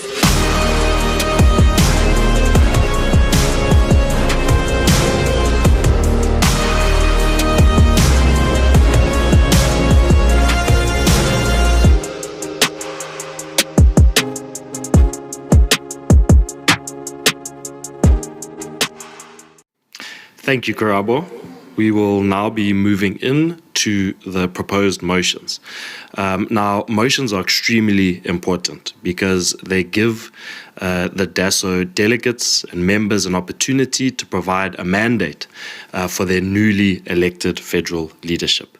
The process that will be followed is that I will present the motions to Congress, and then the proposer and the seconder of the motions will be given opportunity to advocate for why their motion should be adopted. Now, similarly to the amendments to the rules and orders, we will not be voting on motions today. But the newly elected DASO Federal Executive will give members an opportunity to vote on these motions in the near future. So I think with that, let's move to motion 1. Motion 1. Motion on driving licenses forming part of the higher education curriculum. The motion proposer is Liam Jacobs and the motion seconder is Ngepiwe Xulu. Noting that, 1, a valid driving license remains a hindrance to post-university job-seeking efforts. 2, institutions of higher learning are meant to equip students with the necessary skills that enable them to compete in the labor market. 3, graduate unemployment continues to rise in South Africa. 4, the process of acquiring a driver's license is an expensive exercise for financially disadvantaged students who rely on government grants for university fees. DASO Congress resolves that 1, all DASO branches will actively advocate for institutions of higher learning across South Africa to include the acquisition of driving licenses as part of the curriculum. 2, DASO Federal Executive be tasked with developing a policy framework where governments across South Africa work together with institutions to deal with the provision of driving licenses. 3, DASO Federal Executive to develop a funding model mechanism for this policy proposition to incorporate NSFAS and bursary schemes to be rolled out within a 12-month period. 4, DASO will present this policy proposition to be part of the DA's higher education policy at the next DA Congress. We'll be moving on to our proposer, Liam Jacobs. Thank you very much, Quina, and good afternoon to everybody in attendance. So as a party, what we stand for is open opportunities for all. And in saying that, we must acknowledge that barriers against such success, they exist. We need to observe them, we need to acknowledge them, and subsequently what we need to do with them is break them down. So graduates not having driver's licenses and subsequently being locked out of economic possibilities is not what an open opportunity society for all is. What that is, it is impeding such an open opportunity society. So it is thus integral that we ensure that South Africans have the capacity to apply for economic possibilities and be competitive in doing so. So incorporating driver's licenses into the curricula of institutions of higher learning breaks down this barrier and also allows for more economic participation opportunities for more South Africans and not just students in particular. We have to think of all the driving schools that will be making a tremendous amount of profit as a result of this as well, and the trickle-down effects of such a policy. So this motion, again, just goes a very long way in dealing with the terrible graduate unemployment rate that we currently find ourselves with in this country. And it also goes a long way in alleviating youth unemployment and unemployment in general. And furthermore, it promotes the bettering of socioeconomic circumstances across South Africa and for all South Africans. Thank you. Thank you to our proposer. We will now be moving on to the motion seconder, Ngepiwe Xulu. Thank you very much, Gwena, and good day to all the delegates. Liam is 100% correct. I think we all have seen, especially those who are watching the news, the rise in the number of accidents, especially here in KZN. So I think it's about time, not only as a political party, but also as citizens of this country, to do something about this. Passing this motion will mean more job opportunities, as we all know that most vacancies requires a driver's license. It will also mean you'd be of great help to people around you in cases of emergencies. It will also mean road safety, and if we have more skilled drivers, by ensuring that road safety education starts very early, then the risk of the accidents would be very low. So I ngiphiwe support and second this motion. Thank you. Thank you very much. We will now be moving on to motion 2. Motion on a hybrid teaching and learning approach in institutions of higher learning. The motion proposer is Liam Jacobs and the motion seconder is Emma Kruger. Noting that 1, education is a constitutional right in the Republic of South Africa. 2, education is meant to equip students with the necessary skills to contribute to the overall socio-economic prosperity of South Africa, particularly in institutions of higher learning. 3, the advent of COVID-19 brought to light the multiplicity of problems associated with strictly on-campus learning approaches and the subsequent readiness of institutions of higher learning to adapt to the rapidly changing circumstances. 4, students had the ability to work and study during hybrid classes. DASO Congress resolves that 1, all DASO branches to advocate for institutions of higher learning across South Africa to adopt a hybrid or blended learning approach to education. 2, universities to make available resources to further hybrid education. 3, a suitable fee structure be developed to accommodate the distance learning approach. 4, DASO Federal Executive to develop a program to execute this campaign within a 6-month period of adoption of this motion. We will now move on to the motion proposer, Liam Jacobs.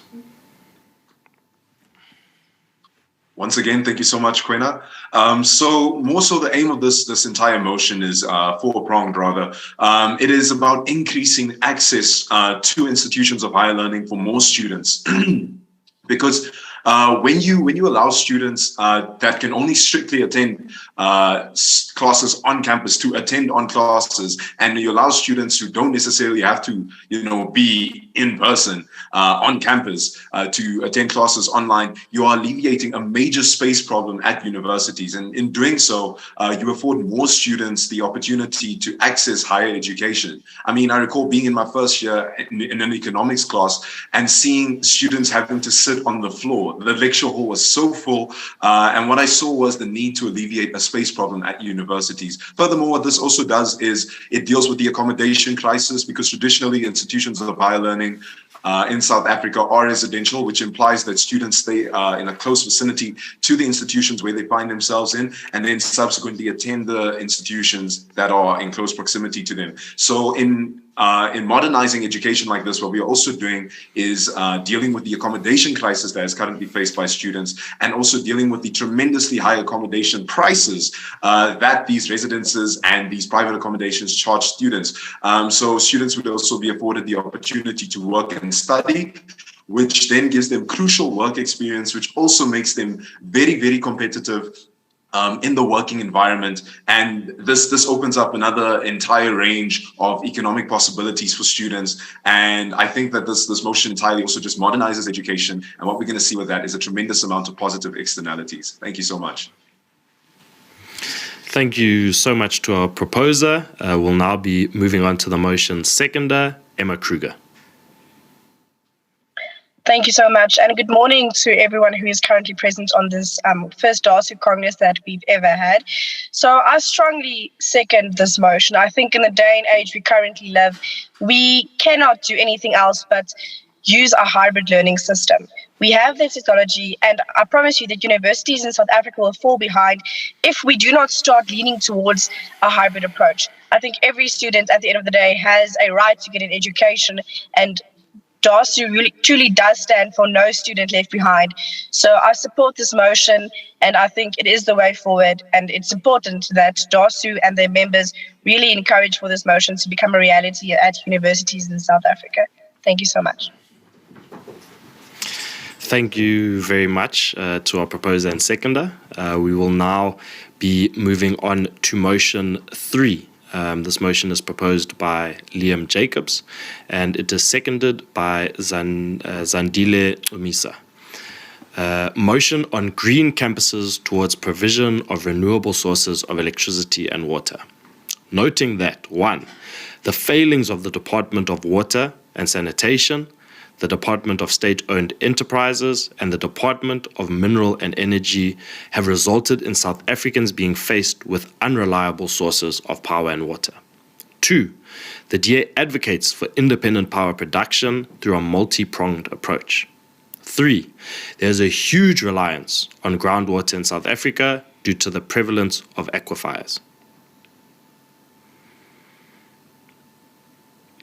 4.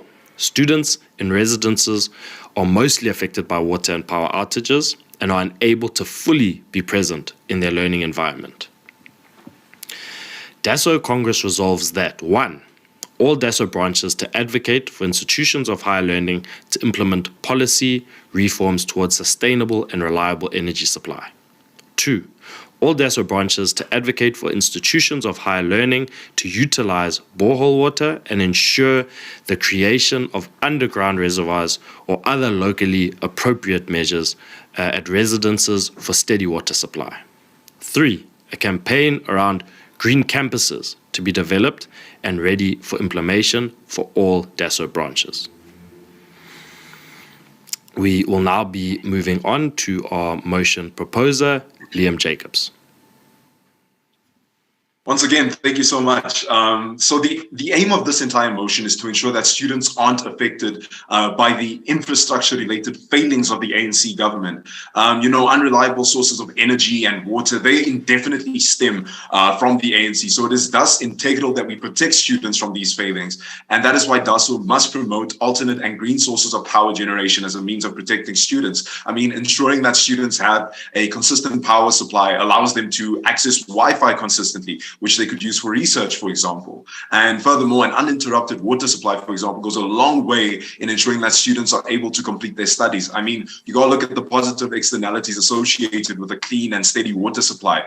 These have societal benefits because if water is inconsistent, if water is unclean, what we see is a lack of hygiene, a lack of sanitation, and a poor health. We see poor health water brought about by poor water sources, and that is why we have to look for consistent and clean water sources, and we have to push for this on our campuses. And the adoption of this motion will also go a very long way in promoting and popularizing independent power production while ensuring that students are able to get their qualifications.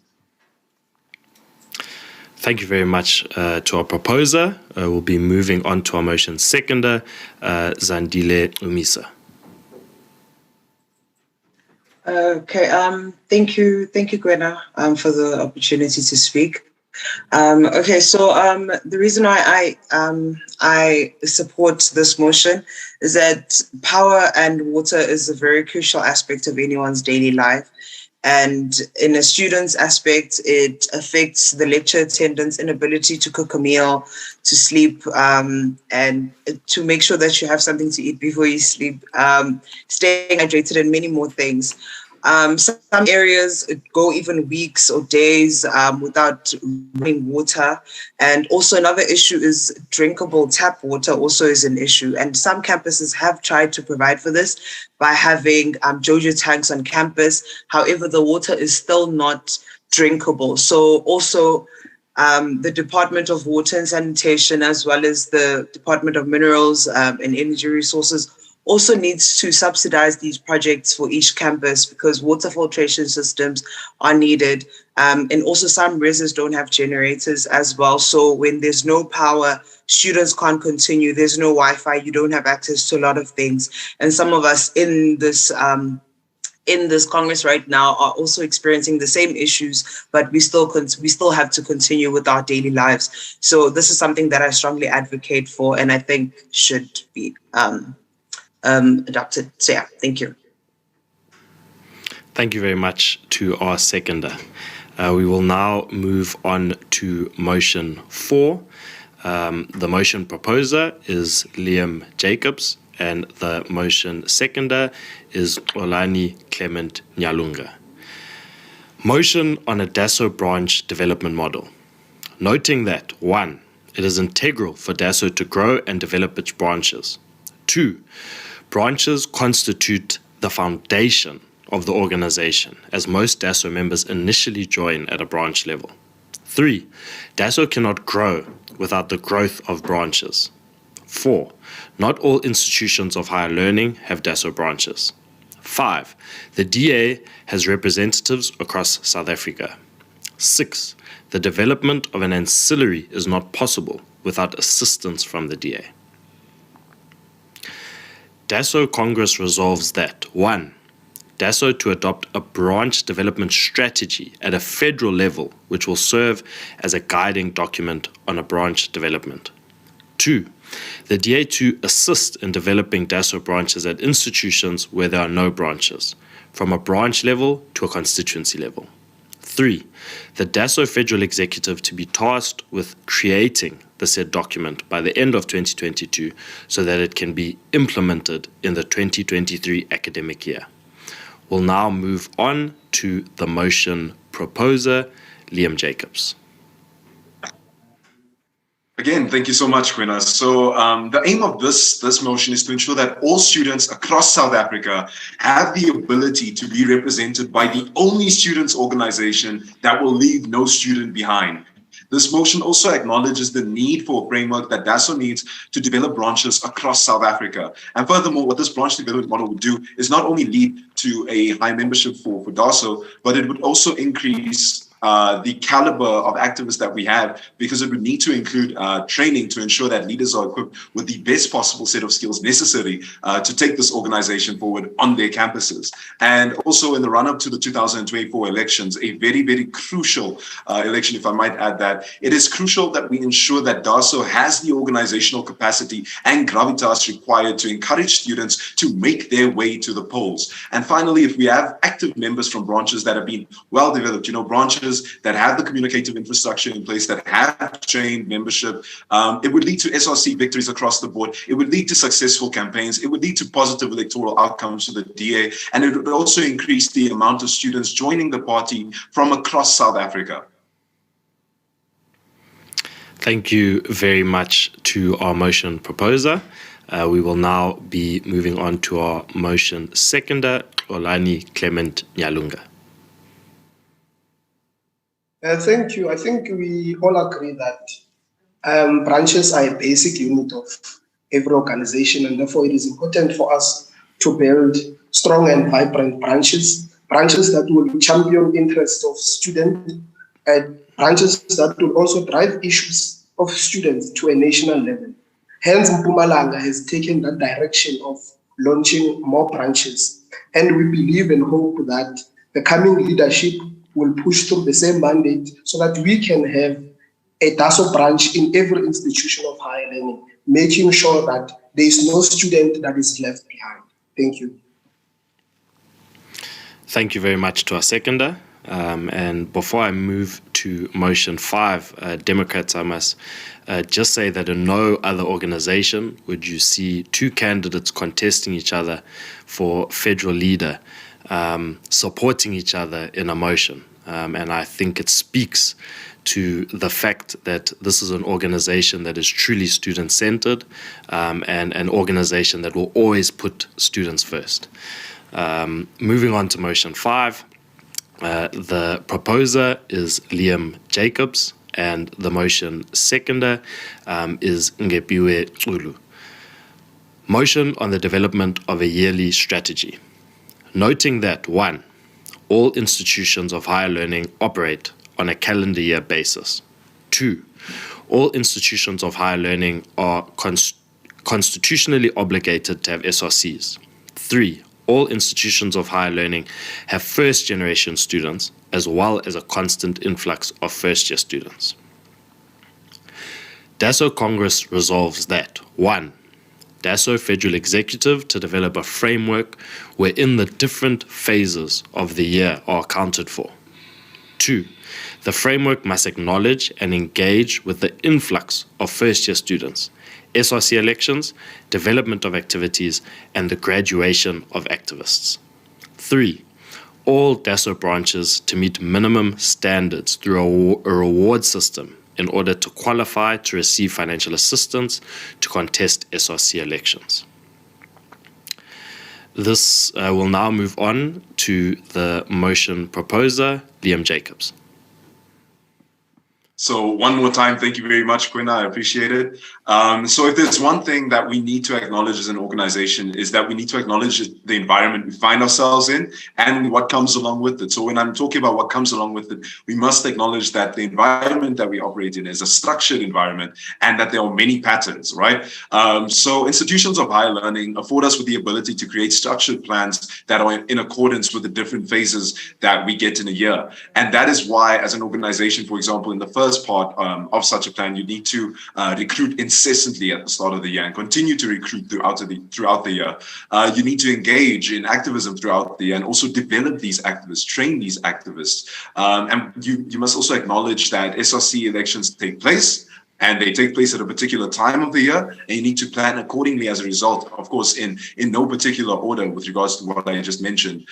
So it is very crucial that we adopt a plan that is, relating to all of the different phases that we find within a year. And it is also crucial that we acknowledge that graduating students must continue to be active in the DA, and they must also be made aware of the various bursary opportunities and economic possibilities that are relative to their qualifications. And I think that this goes a long way in ensuring that DASO continuously creates, fosters, and nurtures the quality leaders, the future leaders that our country so desperately needs, both while they study and as they enter the professional environment. Thank you so much.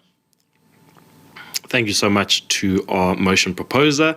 We'll now be moving to the motion seconder, Ngebiwe Lulu. Hi again, delegates. I rise again to support and second this motion. Liam has said it all. I think it's important that we try and accommodate all the activities happening on our campuses with a different approach and obviously come up with new ideas that are obviously gonna make us attract more members. Thank you. Thank you very much to our motion seconder. Democrat, as I had initially said, we will not be voting on these motions. Your newly elected federal executive will set up a platform to allow for such. That brings to an end our session on motions. It also brings to an end me chairing this Congress, as well as an end to my 8 years in this organization. And I must say, reading the amendments and reading the motions, this organization is definitely being left in capable hands. And I have no doubt that DASO is going to be taken to greater heights. I thank you.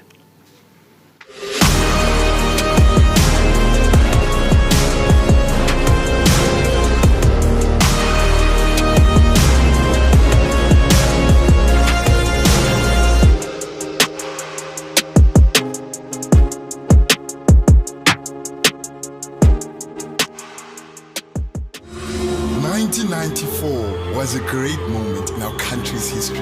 We were united, we had hope. We all shared the same dream of one South Africa for all.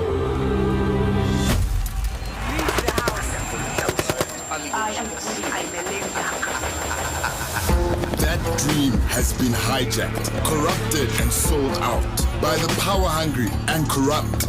They divide us with anger and hate. Corruption is killing our country. Those who have betrayed the struggle are the ones in power who have made themselves rich while the poor go hungry. This is not what we were promised. More empty promises, more unemployment. For 25 years, we have waited.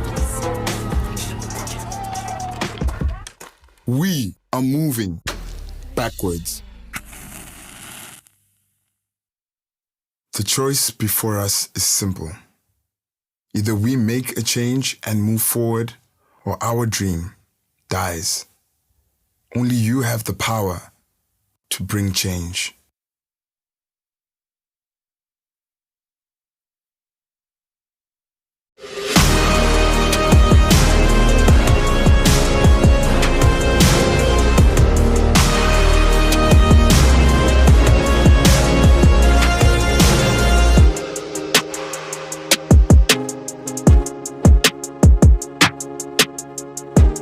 go, Kwena.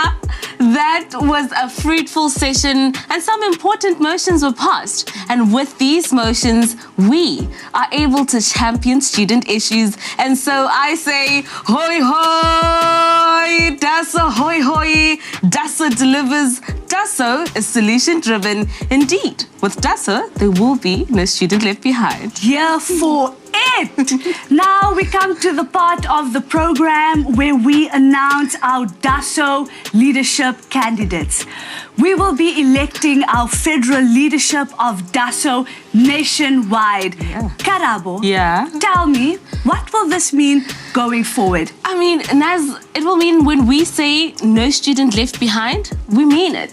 Today, we will elect a team of dedicated young South Africans who will be responsible for ensuring that our manifesto finds expression across campuses and that all students are seen, cared for, and represented well.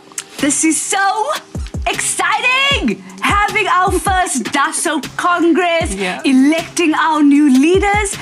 We now cross over to our Deputy Federal Council Chairperson, Ntate James Masango, who will announce our candidates.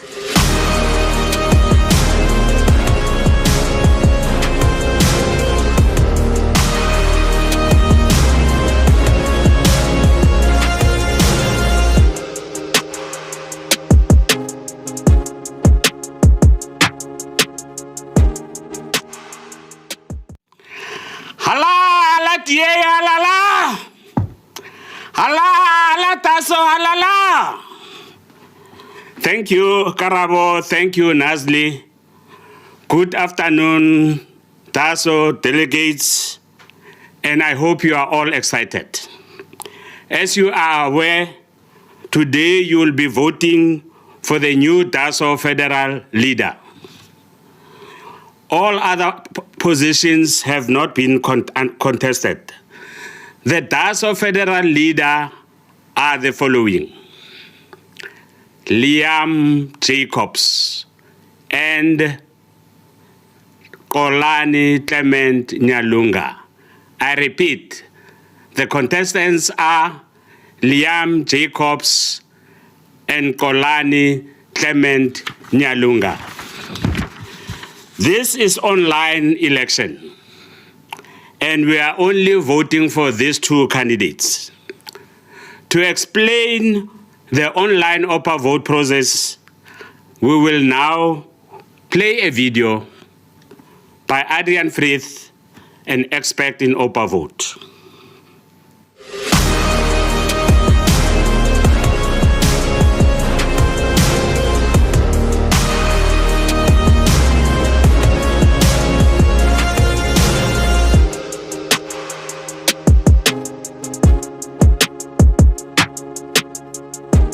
Greetings, delegates. To cast your votes in the leadership elections at this Congress, you will be using an online voting platform called OPA Vote.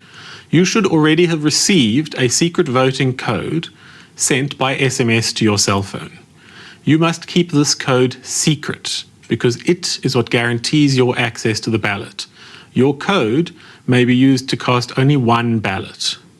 The organizers of this Congress will provide you with more information explaining what to do if you have not received the SMS with your code. I repeat again, the code is unique to you and it can only be used to cast one ballot. Don't share it with anyone else. Also, the ballot is completely secret. I cannot find out who you voted for, nor can any other person find out who you voted for. If you're joining this Congress by Zoom from home, you will be provided with a voting link by the organizers of this Congress. Please open that link in a web browser. If you are attending at a hybrid venue, laptops have already been set up and they are preloaded with the OPA Vote ballot page for you to cast your vote. When you go to the link or go to the laptop at your venue, it will ask for your voting code. At that stage, please enter the code that was sent to you by SMS. Please note that the code is made up only of capital letters. So if there is a big O, it is a capital letter O and not a 0. Once you've entered your code and pressed go, the ballot page will then appear. In contests where there are only two candidates to choose from, all you have to do is select your preferred candidate by clicking on the checkbox next to the name of that candidate that you choose. Once you have filled out the ballot, including all of the contests, click on the Vote button. A screen will pop up showing the choices that you have made. If you are happy with what is displayed there, click Confirm, and your ballot will be cast, and at that point you will be done with the leadership voting. Thank you very much.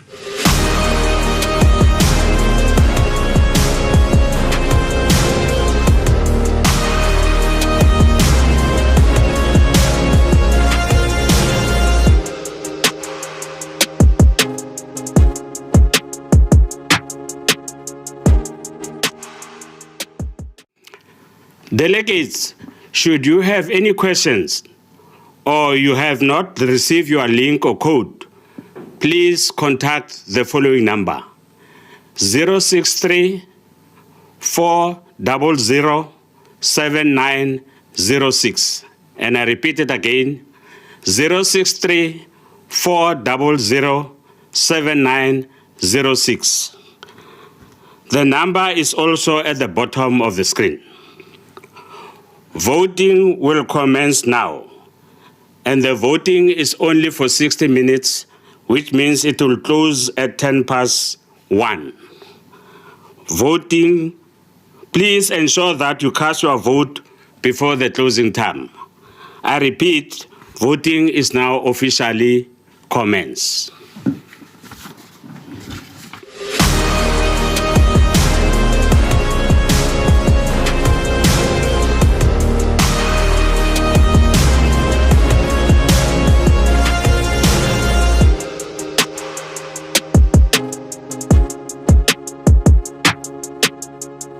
Halala, DASO SET, halala.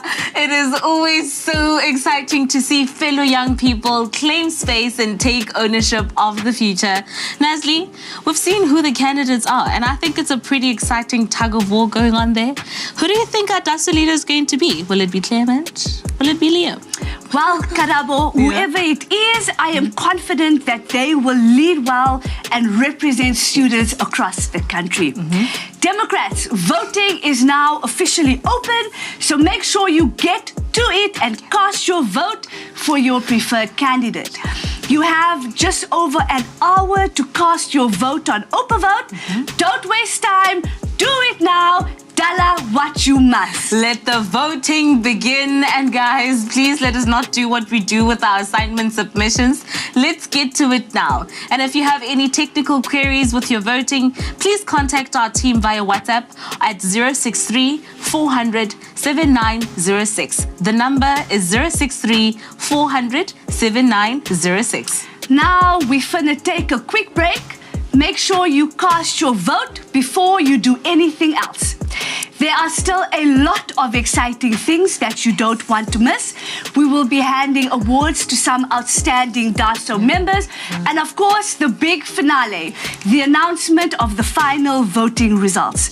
We'll also be hearing from the successful candidates themselves. Don't go away. Join us after the break to find out who will be leading DASO. Karabo, yes. Will it be Liam or will it be Clement? It can be both. They can start a coalition.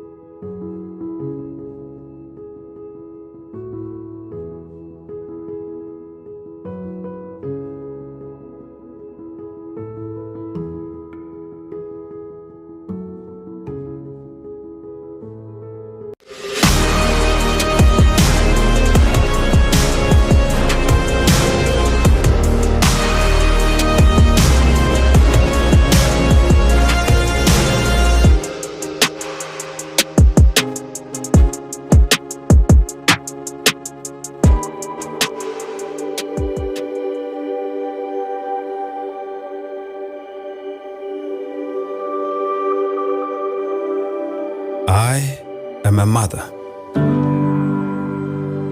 I am a father. I'm a daughter. I am a son. I am a brother. I am a sister. I am a neighbor. I believe in freedom. Freedom to earn a living. Go where I want. Love who I want. Say what I believe. And pursue my dreams. I am brave. I am a provider. I am whatever it takes. I believe in fairness. A fairness where our achievements are determined by our choices and hard work, not by the circumstances of our birth. I am a leader. I am hopeful. I'm going to beat this. I believe in opportunity. A nation where opportunity is plentiful, where the strong protect the weak, and everyone's rights are protected. I am a helping hand. I am challenging. I am different. I believe in diversity. Every person has a unique perspective and an important role to play in building our nation. We do not judge each other by how we look, but by who we are. We are community. We are South Africans working together for real hope, real change now. We are the Democratic Alliance.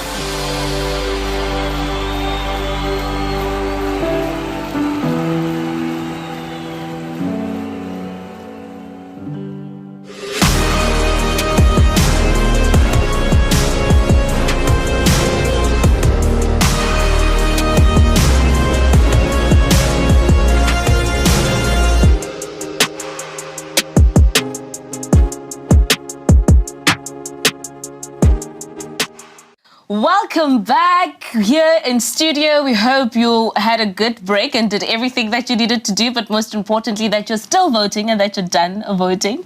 Joining us here in studio today is the SRC president of the Nkangala College based in Witbank, who is Christopher. We're also joined by the TUT Emalahleni campus president Mondli. It's also based in Witbank, and the custodian of government books at the Nkangala College in Witbank, our SRC Central Secretary there in Essentia. Hi guys, thank you so much for being here with us. We hope you are good. So we know that all of you have had interesting journeys leading up to your SRC elections and your involvement in DASO on the ground across board. Just tell us, all of you, what has it been like? We can start with you, Mondli.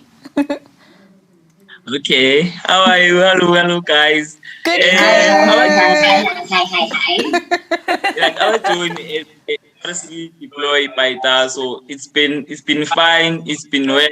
Leading students well. Our campus is we have our president of Nkangala, Christoph here. We're trying to communicate, and we mentioned we are pushing the mandate of DASO that there's no student yet is left behind.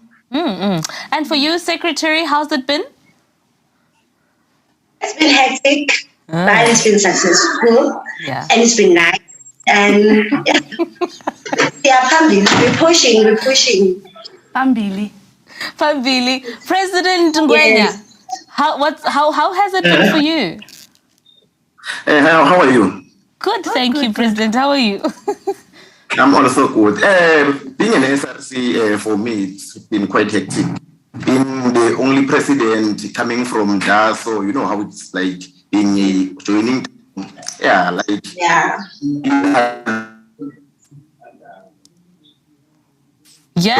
like I'm having one seat under my institution, like. But the fight continues to ensure that no student is left behind, and we have absolute confidence in all of you that you are doing what you have to do.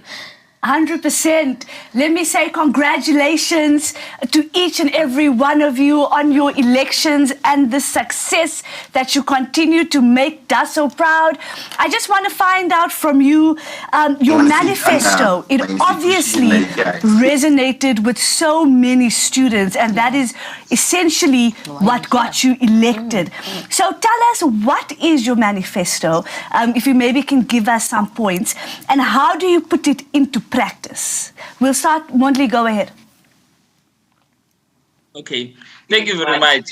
Our manifesto is DASO, especially in our campus, we're facing the challenges of accommodation.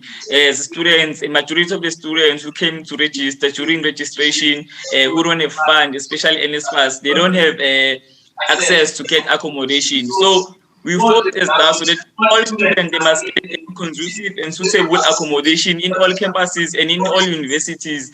So our issue as our mandate and our manifesto is to fight accommodation issue and is to fight the issue of NSFAS, because now we had that NSFAS, but we are not sure, even though that 1.5 before that the NSFAS man must increase and accommodation issue must stay in a conducive accommodation.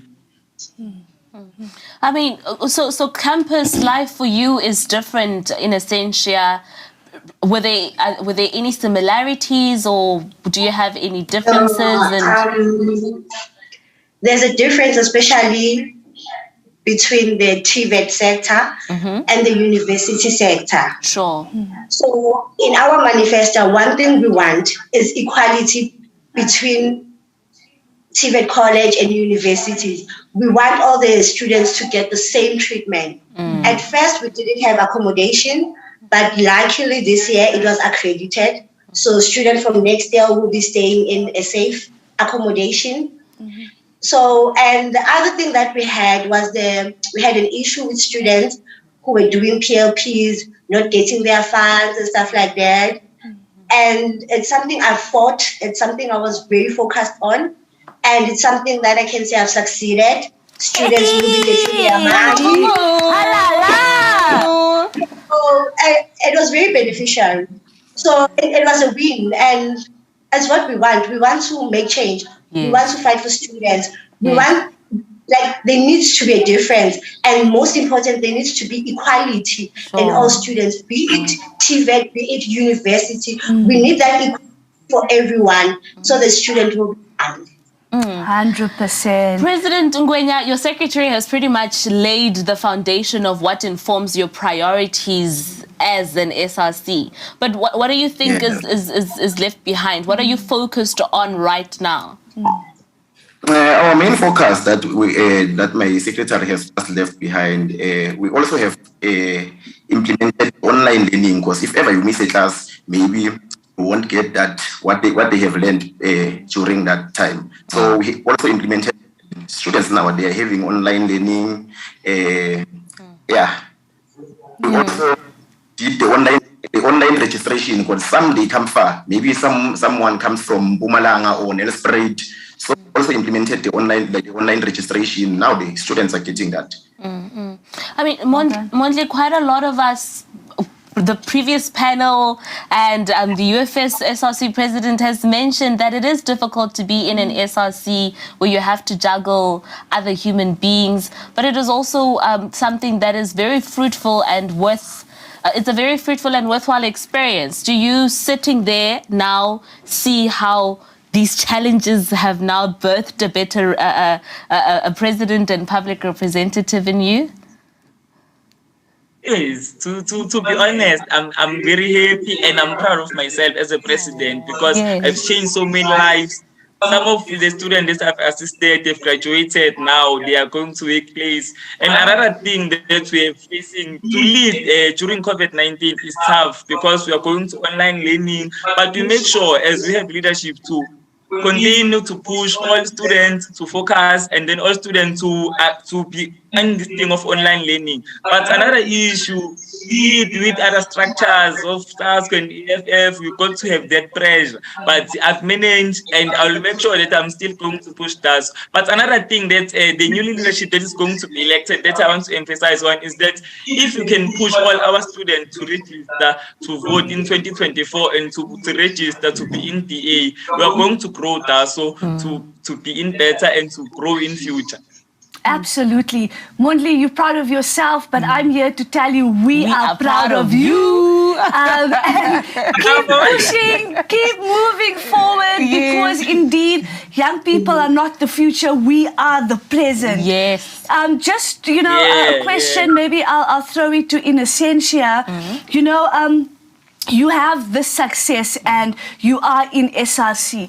If you have advice that you could give to other DASO branches and delegates that are on today's Congress, what would that be? I think it goes back to what our leader said. When you come in here, you need to know your why. You need to be willing to make a change. You need to be willing to serve. You shouldn't just be coming here for benefits and stuff. You should be really dedicated and be selfless. And tell yourself that I will serve. And if you become that dedicated, I think you will succeed. 100%. 100%. Let's throw that question to Mondli. Okay, thanks. Can you repeat the question? Okay, I was listening to No problem, my leader. What advice would you give other DASO structures and DASO members? Advice that I want to give other leaders and other DASO members is that you must not forget your place. You must not forget what we came from from the first time when we leave home. We must not forget where you're coming from, and you must not forget the only reason, because we came to universities and colleges to study, even though you can join student politics, but you must not forget. And then another thing that I must advise, you must graduate. Another thing that I must advise other leaders is time management. Why in student politics, time management, you must focus, because you must focus on academics, you must focus on your students' politics, you must focus on entertainment in campuses. Time management, you must make sure, because some of the challenges we are facing as leaders is that we are not focusing on academics. To find leaders stay 7 years in the institution, it's a problem. Now they are saying it's unceasing. So what I want to advise to other leaders and to incoming presidents and SRC is that they must know the reason, and then you must make sure you serve students, and then you not take the side of the management. Thank you. Closing shot, Christopher. Mpumalanga has been doing really good in terms of growing numbers on the ground. What do you think the secret ingredient in the pot of growth is? The secret ingredient, maybe on my side, is that whenever you become a leader, we do not forget that we have been elected. For an example, if ever you get power, you also need to know that you have been elected by people. Let power change you. Like, that's what we do. When we get power, we always remember who put us on that power. So that's the secret ingredients that we use as Mpumalanga. Super great. Thank you so much, all of you. Continue to do the amazing work that you are doing. We look forward to seeing more of your excellence and your growth. And now we'll be right back.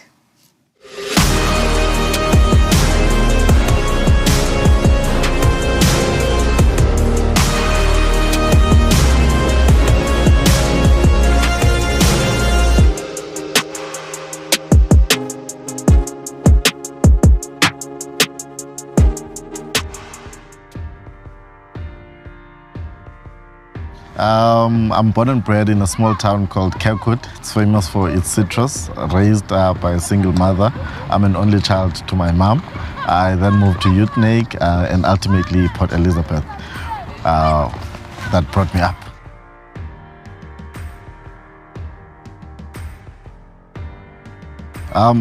When my father passed away, he gave me the name Nicholas, which means victory for the people. When I came to university, I saw my friends and colleagues getting excluded. And I said, it cannot be. I need to do something. I started a foundation that looked at addressing those challenges. Obviously, it was not enough. I needed to get into the SRC. And the only organization that spoke to me was the Democratic Alliance Student Organization, because it was actually providing practical solutions, and I'm a practical person. So I decided to join DASO, and I've never looked back.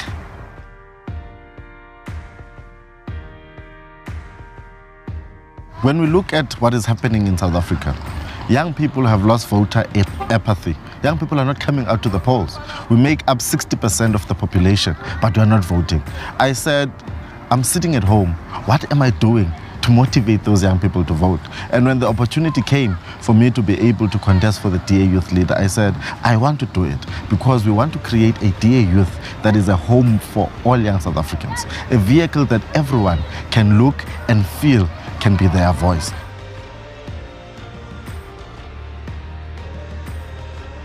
That's the only way to do it. South Africa is a diverse nation.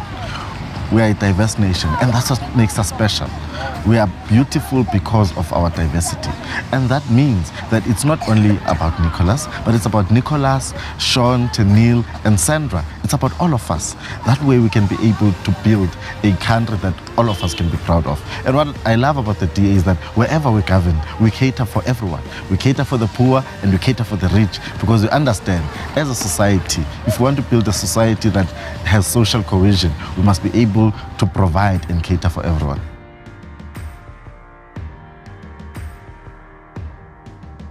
We have been elected with a brilliant team, a team that is eager to serve and go and attract South Africans to come and join us as we take the fight to the government.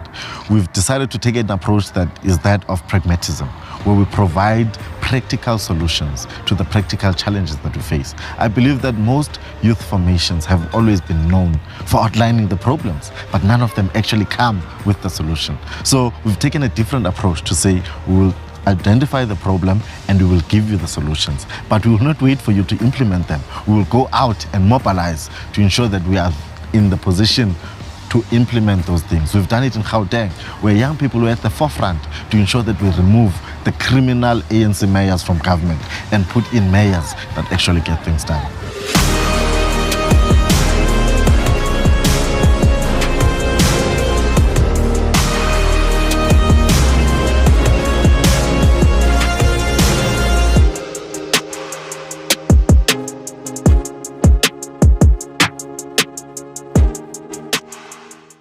Welcome back for yet another exciting conversation here in studio, and with Greg joining us on Zoom. I'm here with Ashro, with Yusuf and Greg Krambog. The conversation is simple, guys. As students, we are moving into a 2024 election, and Asho, I think it would be great for you to please run us through the importance of that election. How we know that it's a moonshot election, and for the first time as a party, we're looking forward to taking over South Africa. But break down that importance. Yeah, so up until now, I think most voters have gone to the voting booth in every single election and said, I'm voting for the DA, or I'm voting for my preferred party, but the ANC is going to win anyway.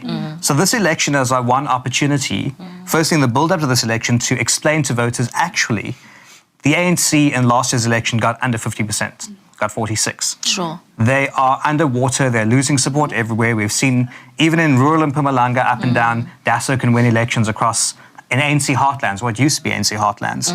And so 2024, when John calls it the moonshot election, it is our one chance to get rid of the ANC once and for all, and make sure that instead of the ANC forming some sort of coalition of corruption, we can form a coalition of change. Sure. And really change the trajectory of this country from what it's heading down to now, which is continuous load shedding, lots of youth unemployment, graduate unemployment, and those sorts of issues. And so this is our opportunity to really put an end to all of that and put our country on a trajectory where we can deliver opportunity to more and more people, and especially young people. 100%, Asho, I couldn't agree with you more. Yusuf, to you, you know, historically, campuses and student activism has always played a massive role in our country.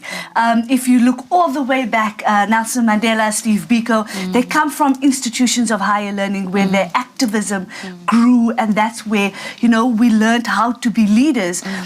Is this still the case?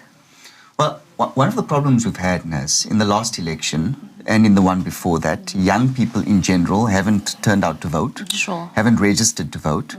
But DASO has played an incredible role in many places to be that difference between a DA government or not. And we can talk about that. But really, here is the, this is what's before us. 2024, we need to make up ground to ensure that we are leading a government that is going to change South Africa. And it's going to change the lives of all South Africans, including students. And there are close to 2 million students at 358 public campuses across the country. Most of these students are not registered to vote. And our challenge that we have now, and for all of our delegates that are joining us, is how do we canvass all 2 million of these students who are voters, essentially, identify those who are DA voters, systematically register them to vote, and systematically turn them out to vote on election day. That is going to be an incredible game changer. And I can tell you something, the student vote alone that DASO can potentially get and has gotten in previous election will be more than most parties get in their entirety. And you can just imagine how incredibly impactful that would be going into the election. Absolutely. And I think this is where you come in, Greg, because you are our numbers cruncher here in the party. How do we get to that point? Please just paint the picture of that roadmap, the identification of these voters, the approach thereof, and ultimately turning them out into active voters and supporters of the DA. Greg, you are on mute. There we are. Yes, we can hear you. You may proceed. I think it follows directly from. I was saying it follows directly from what Ashaw and Yusuf said, and that is that we have a unique opportunity with the governing party under 45% in the last election and even under 40% in current polling.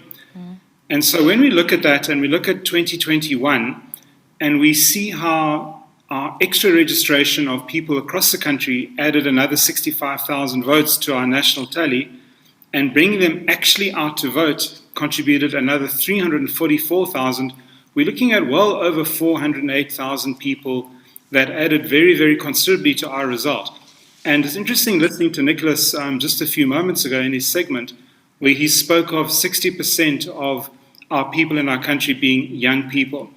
And so if our DASO branches, which now form one of the most critical components of our 2024 campaign, can actually go out and systematically, campus by campus, FET by FET, register those young people who over the years have tended to be under-registered, and also inspire them as influential role models to come out and vote. We are looking at about 12 extra MPs, maybe 13 or 14 extra MPLs. And that brings into play provinces like Gauteng, Northern Cape, possibly even KwaZulu-Natal and the Free State, where we can form a government. And so that's very exciting. And never before has DASO occupied such a pivotal place in our election campaigns going forward, because they, in fact, now have got contact with the biggest segment of our voters' roll and the difference between an outright majority or not. So no pressure, guys, but you're going to make history, and best of luck to you to do that. Yes! And making history, and this is what we're here for. That's the mandate captured. But speaking of getting those votes out, Yusuf, we just now won an election in Nelson Mandela, in the Nelson Mandela University. What does that election mean? What does those kind of results mean for the future of campaigns in the party? It's incredibly important. I mean, one of my councillors just put out a Facebook post like a few minutes ago and said the number of votes that DASO won at Nelson Mandela University is more votes, 3 times the amount of votes that the PA got in NMB in the last election. Wow. Just at one university. And imagine all of those voters, we've already canvassed them, right? All we have to do now, we're currently in a registration campaign. Is to bring them we up. need to phone them and assist them to register. Absolutely. And we need to be able to make sure we go and fetch them on election day and we bring them to the polls. Yeah. And that would add an extra 2 or 3 seats in the next council. Just from one university, there's a number of institutions in the campus. And I think the beauty of those results now, the other day, I think it's yesterday morning, our federal youth leader, Nicholas Nyati, actually made a post to paint the beauty of possibilities that you can get out of students, and that what we can get in 2024, where you walk up in a DA ward next to a DASO university in a DA-run metro. Imagine how amazing that would be if we could replicate that across South Africa. It's absolutely amazing. I think what we need to do, Karabo, is we need to make sure that in our manifesto that we are speaking also to the issues of students. Students have their own issues, and we did this very well in 2016. We won the city in Nelson Mandela in 2016, largely off the student vote, actually, and we ensured that we had a manifesto that spoke to what can a city that is run by the DA do for you. For example, can we make land parcels available for student accommodation? Can we have an integrated bus system that can get you to class? And we included that in our messaging. We made sure that we canvassed students. It was absolutely electric. People like John Steenhuisen, who was the chief whip at the time, came down to NMB with James South and others, were part of our rallies. We packed out stadiums. We packed out massive halls. They felt like rock stars, because really, you had thousands and thousands of students who were actually taking this city by the horns and saying, we are going to deliver a DA mayor. And they did that. And students going into the next election can do the same, can deliver a DA president into the union buildings. I mean, Yusuf, what you're saying is, what we spoke about in the last panel, universities are the breeding grounds of talents.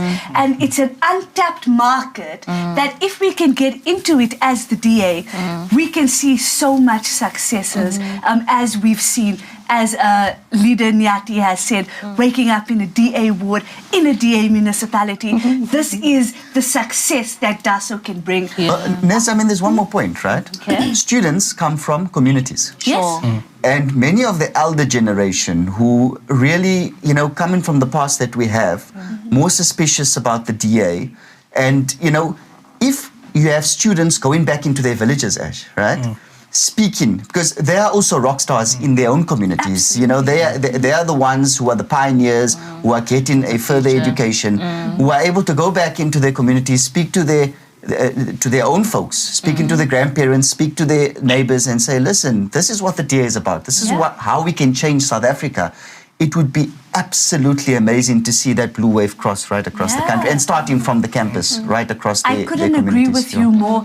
Just a note, there is 16 more minutes for you to cast your vote. Please make sure you get onto it. But I'm going to go to Ashore right now. Ashore, we've heard from you, Yusuf and Greg, about the importance of 2024 and DASO's role in that. But importantly, tell us how the party's campaign can support DASO branches. Yes. Well, I think it's very important first for everyone who is a member of DASO to understand that DASO is not separate from the DA and the DA is not separate from DASO. It's one party. We all have a common party membership and a membership card. And so we are all in this together, and we must all work together and see ourselves as one unit. So from the campaign side, getting into universities, as Yusuf has described, and the importance of reaching those young people on campuses is a critical part of our election campaign. As Greg said, this is one of the biggest untapped markets for us, but with the most potential. Absolutely. And so the support that we need to think about is not just about financial resources and T-shirts, it's about know-how, expertise, and training. Nobody is born with the capacity to run an election. Sure. None of us, it's not taught in any university course, it's not an instinct, it is a very, very, very rare skill. And it's thankfully a skill that this party has in droves. And we've got some very good people like Greg and Yusuf and so many others across this party who really know how to roll out elections. So the kind of support, and it's a two-way conversation, it's got to be requested, it's got to be asked for, it's got to be then provided by the leadership, and we are very, very prepared to do this, is training in how to run an election, how to do a good canvass, how to persuade difficult voters. And on campuses, it is a bit different to persuading the general electorate, because you've got people who are politically engaged but apathetic when it comes to voting.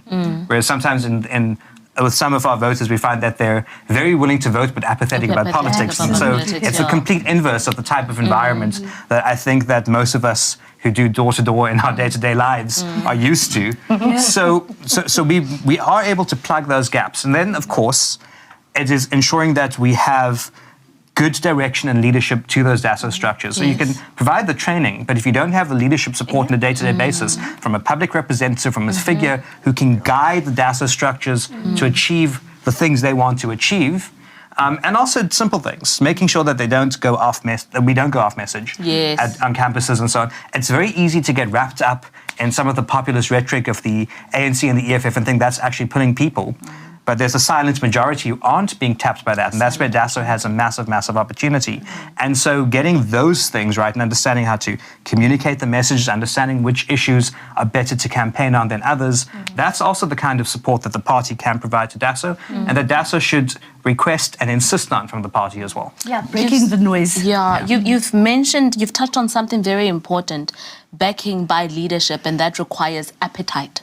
It requires the appetite to do so, and we've seen what appetite is able to produce in provinces like the Eastern Cape. In 2016, Yusuf, and I think you could paint the picture beautifully for us on how the appetite to have a working and vibrant DASO led us to the 2016 results. Well, I mean, 2016, DASO in Nelson Mandela Bay canvassed over 14,000 voters. Can you imagine?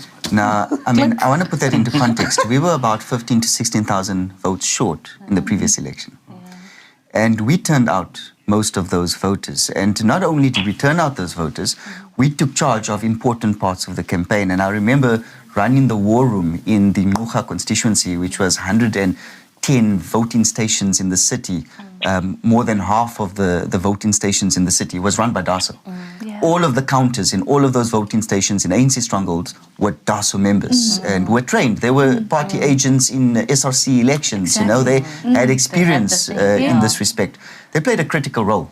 But they played a critical role because they were able to also demonstrate to students what a DA mayor, what difference that would make in their everyday lives. And we need to be able to illustrate to students what a DA president, what a DA minister of police, what a DA minister of human settlement, what a DA minister of social development, of finance, the economy, what would they be able to do in order to ensure that students are not only supported, but are able to graduate into an economy that is going to best support their aspirations and you know, of their communities as well. A DA sharp blade of higher education, please. Absolutely. Greg, we've been speaking about campaigning and what, you know, needs to happen. As our fundi and somebody that we've all learned so much from, do you have any advice for our DASO members and DASO branches on campaigning and how to move forward with this machine? Yeah, well, I think there's two things, Nazli, that are really important. And it's lovely to talk to DASO because, in fact, many, many years ago, I won't go into quite how many years, I started the equivalent of the DASO branch at UCT.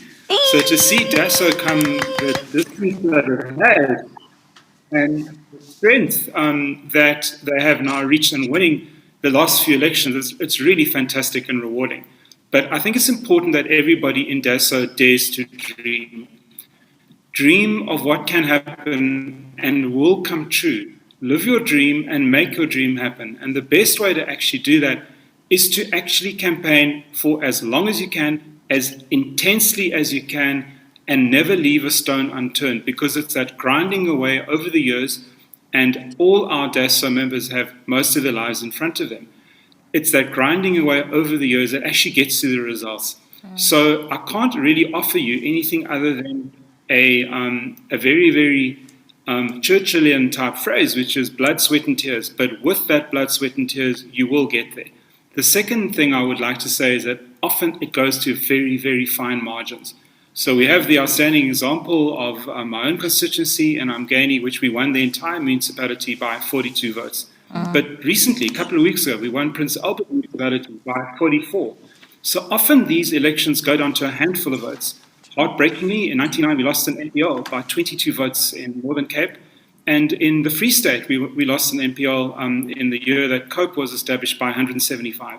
So we have a few narrow wins, we have a few narrow losses, but quite frankly, we can turn all of these to our advantage and win, because DASO now becomes the single most important thing in getting over the line in a close race, because we're never going to have a better opportunity than in 2024.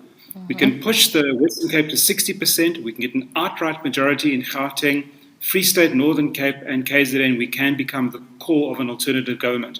And because we are only 11% behind the ANC, and because DASO, as Yusuf has said, and Ashur, are the influential members amongst our biggest voting bloc, the young people, they can tip the balance. So believe that you can, have a dream, go out and fight for it very hard, very, very intensely every day. It's not going to be easy, but it is possible. It wasn't easy to get to the moon, and it won't be easy to get to the moonshot election, but it was done. We got to the moon in 1969. In 2024, let's go out and win as well. Thank you so much. I mean, look, I don't think we can, as this panel, ever stress enough the importance of beefing up the machine to ensure that that dream that Greg is talking about is realized. And again, I'm putting it back to you, Ashur, to say, yes, DASO can ask for support and request there, but the practical offers on the table for an ordinary delegate who's going to tomorrow go back to campus and think of this 2024 and think of this vision of waking up in a DA ward, waking up in a DASO campus and in a DA government. What tools are there for them? Well, I think firstly, we've got the standard party tools, the VRM, the canvassing app, etc., etc. So those things are absolutely critical. What a lot of people presume election campaigns are about is just delivering the message. Sure. Delivering the message is half of the job. Telling people, and of course the message must be devised locally, and we can assist with messaging and so on. That's one of the key tools, is getting your message right. Once you've got your message and you're selling it to your campus, your electorate, your student body, that's half the battle. And you just started earlier by saying we've got to get people registered and so on. The next bit of the battle is making sure that the people who support you, you get them in a database and you know who they are. So we've got VRM, we've got all these tools. We've got the canvassing app that allows us to make sure we get information on who's voting for us. Because once we have that information, we can check it against the voters' roll, and we can make sure that all of these young people who are pro-DA or leaning DA are actually, we can check and say, okay, you're not registered. We can phone them, as Yusuf said. We can make sure that we get them to register. And you can do it quite easy. The next tool available is the IEC's online portal. And we set up a wonderful website in the DA called registertovote.co.za, and it takes you to the DA page, and you click on it, it takes you straight to the IEC's portal. And that's the next tool, because once you're there, all you need is an ID book and a cell phone number for the person that you're registering. You can sit down with them during your lunch breaks, and you can register them right there and then. And then when the SRC elections come around, we can pull all of the data from VRM, and on the time of the election campaign, you can then phone them, you can SMS them, we can do so many things to make sure we get them to, we can even find out which residence they're at and physically take them to the polls, escort them if we have to. And these are the basic mechanics of things. And we've got all the tools that support the mechanics, but we've also got the tools that support the messaging. We've also got tools that allow us to poll, and we poll young people, we poll old people, that tells us what the electorate is thinking, and those tools also tell us that young people are our biggest potential market, and so we maximize the use of those tools. And if anybody needs help with those tools, we're always available here. There you have it. There's a dare for you, Ashur. I hope the incoming leadership is paying attention, that there's a document that is ready to help all of us make sense of our campuses and maximize on what Ashur is saying. This is another reminder that there's 5 minutes left to voting. Consolidate those final phone calls that you need to do to get that one extra vote. Conclude them. To everybody that's taken probably a break somewhere quickly, we'll hope you are not taking a break, that you're on screen and that you're finalizing your vote, and that's important. But Yusuf, Ashur has touched on something as important as messaging.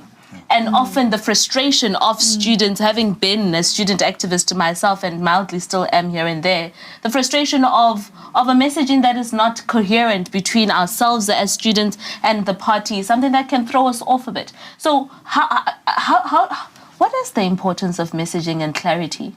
No, it's important, but I must give the party credit here, Karabo. Every election that we've had, I think we've been the only party that has a deliberate message for students. Yes, sure. Look at our manifestos, 2019, going back, 2016, 2021, we've had a deliberate message. And I remember adverts, national adverts that were actually directed at students that were being shot. And I think it speaks to the party's ambition. We believe that we are the party of opportunity and that South Africa must be the land of opportunity. And who to speak to in that respect is to students. And therefore we've done that. And we need to be able to do that in the next, I've got no doubt that we're going to do it in the next election. And we need to be very deliberate about it. So Ash speaks about the tools that are available. What we need to do is be deliberate about how do we ensure that those tools are being plowed in our campuses, on every one of our 358 campuses. Are we making sure that we hold the local leadership accountable? Yes. Do we measure that? And do we have conversations with them to say, look, I mean, there's a campus in this part of the Northern Cape, in this part of the Free State, in this part of the Eastern Cape. We haven't seen any canvassing that has taken place on this campus. We haven't seen any recruitment that has been done there. Therefore, we can't adequately identify DA4s. Let's have a conversation with the leadership. Let's find out what's going on. Do we need to be able to resource some of the canvassing efforts that are taking place? How many activists do we have? And I think if we're able to keep an eye on that going into this election, we are going to be able to deliver the moonshot. Yeah, I couldn't agree more. And this is something that Greg does really well, actually, following the record and making sure that compliance is a thing, you know, having a dot on every I and crossing every T. Greg, what do you think the fundamental I's and crossing of the T's for DASO in particular on campuses should look like? Also considering the fact that, you know, the environment on campuses is not always the same with our daily environments on rural communities or even in our metros. Yeah, and I just want to add on that, Greg, you know, we do by-elections really well. Yes, excellent. We've become almost experts at that. What are some of your thoughts on looking at SRC elections as by-elections? Yeah, so I think it would be helpful if we could look at SRC by-elections similar to by-elections, because by-elections really are a Rolls-Royce and intense form of a national election. You can do so much more in a by-election than you can do in a national election because you can concentrate resources on smaller amounts of voters. And an SRC election and an FET college will be smaller than a provincial or metro election, much smaller. In many cases, smaller than a metro ward. So the more we can bring the best practices, the things that really work, the little inches that we can eke out in front of us, little advantages and useful tips that can add to our votes, the better we will do. So you asked the dotting of the I's and crossing of the T's. I would say that the single biggest challenge we have on campuses would be the fact that there is a lower registration rate than anywhere else in the country. As people get older and older, they're more likely to register. And that also then represents an opportunity because there are so many students, so much low-hanging fruit that can be part of the solution. And in order to get those people to register and to actually see that registering to vote makes a difference, we need to sell them a compelling vision. Sure. And I think Yusuf has put some pretty exciting thoughts on the table for us as to what that might be. But can you imagine a brand new country governed by open opportunity principles where our young leaders of tomorrow and perhaps even today will actually make the difference and be the tipping point? That for me is an exciting vision. You on this campus can turn over this province and this country into a government that we can all proud of and we can all realize our dreams. Something like that. That would be the second thing, the compelling vision which spurs people on to register. And then I think keeping very, very comprehensive databases, using the tools that Ashur has spoken of to make sure we know where those people are on election day. We know whether we need to get them special votes or whatever the case may be, and then turning them out. And that's simply a question of having as much contact as possible so that we build up a personal relationship with those individual students and that they feel an obligation to support us on election day because we are not a party that only wants their vote on election day but are there for them 365 every day for 5 years. And if we do those things right, getting our students registered, having a compelling vision that makes them register and vote, and then keeping records to turn them out to vote in high numbers, they will tip the balance. And this generation will be remembered as a generation which saved our country. And that is a fantastic place to be. And the 96 of 76 of today. Yeah. 100%. Thank you so very much, Greg. We appreciate your wisdom, and thank you to Asho. Thank you, Yusuf, for being here. Now we're heading over to Ntate Masango on the other side.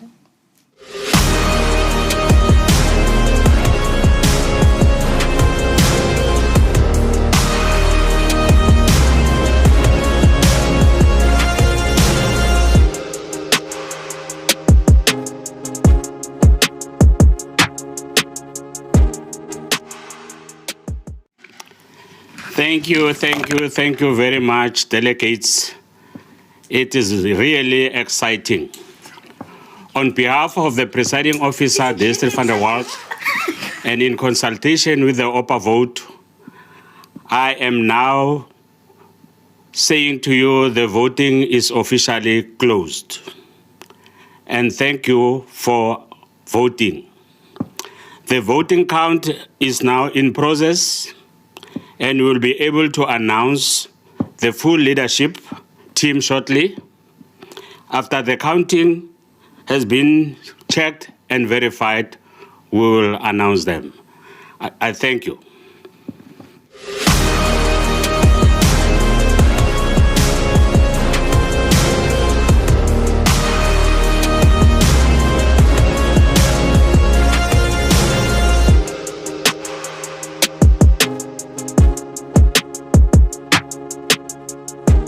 Democrats, if you've missed it, you get it. Just forget about it. Voting has now officially closed, and thank you to everyone who casted their vote. The presiding officer will now process the vote, and we'll finally get to know who our DASO federal leadership is. But first, we take a moment to recognize some of our outstanding student activists. Nazli, I think we can both agree that student activism is not easy. Absolutely, Karabo. Part of what informed my election to the National Assembly is my days as a student activist. Wits was not easy.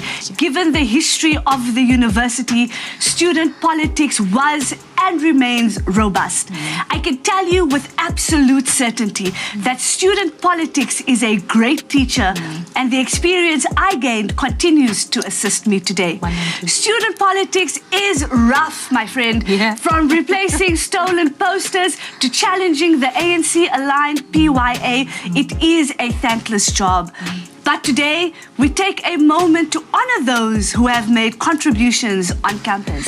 Indeed, these difficulties are not easy. And this is why we recognize the hard work of student leaders. And now, to present these awards, we cross to the head of ancillary organizations, the Deputy Federal Council Chairperson, Ntate James Masango.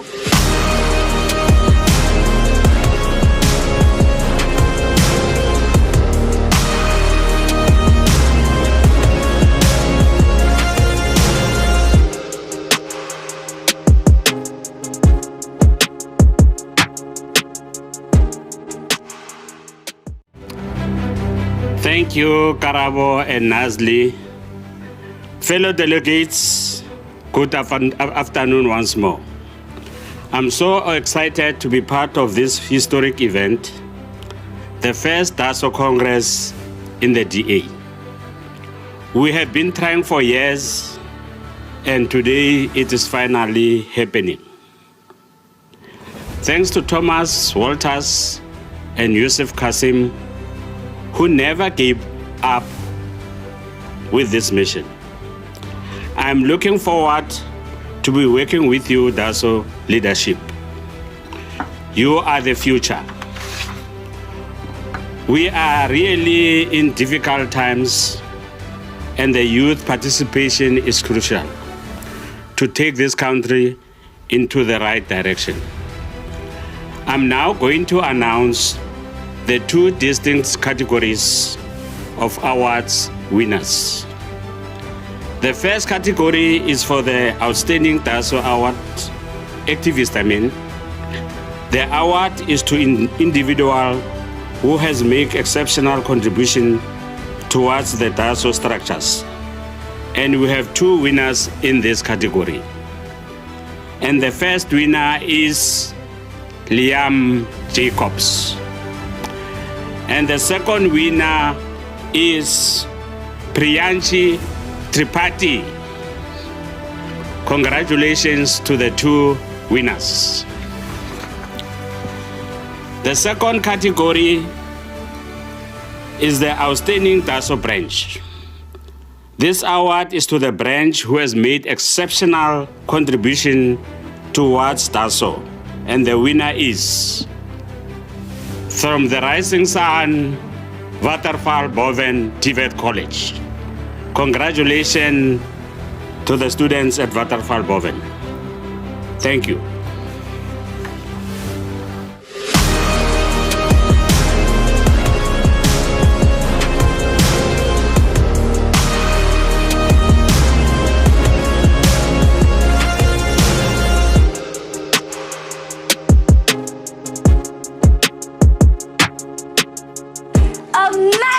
Congratulations to all those who received awards. The work that all of you do at campuses is so important. We see you and we appreciate you. Thank you for all you continue to do and keep up the good work. Amandla Rialebuha Ndate Masango. Now, Democrats, South Africans, the moment we've all been waiting for is finally here. Bona, Kiridija Fate, Humunati, and what a time to be alive. Karabo, this is mad exciting. Yeah. Thank you once again to everyone that casted their votes. The presiding officer has processed the votes, and Ntate James Masango will now announce the duly elected DASO Federal Executive. Stay tuned, because after this, we will be hearing from our newly elected DASO Federal Leader.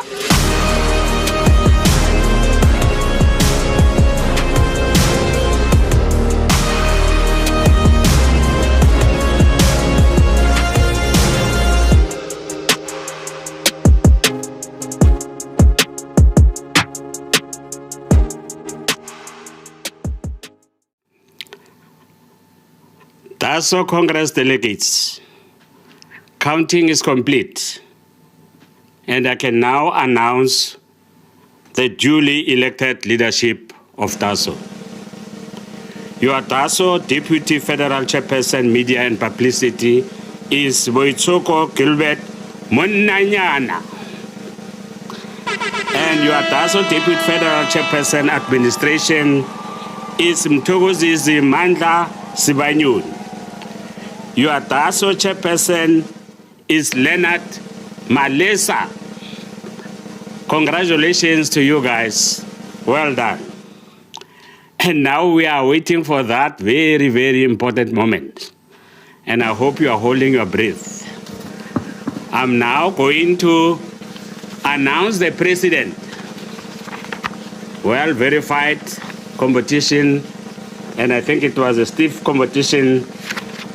And I'm going to call the winner, and the winner is, do you want to guess? The winner is Liam Jacobs. Congratulations, Liam. Delegates, we now elected DASO leadership. Therefore, let's work together to build this party called the DA. Let's work together to build this country called South Africa. And lastly, let's take our federal leader, John Steenhuisen, to the Union building. Amanda! Thank you very much.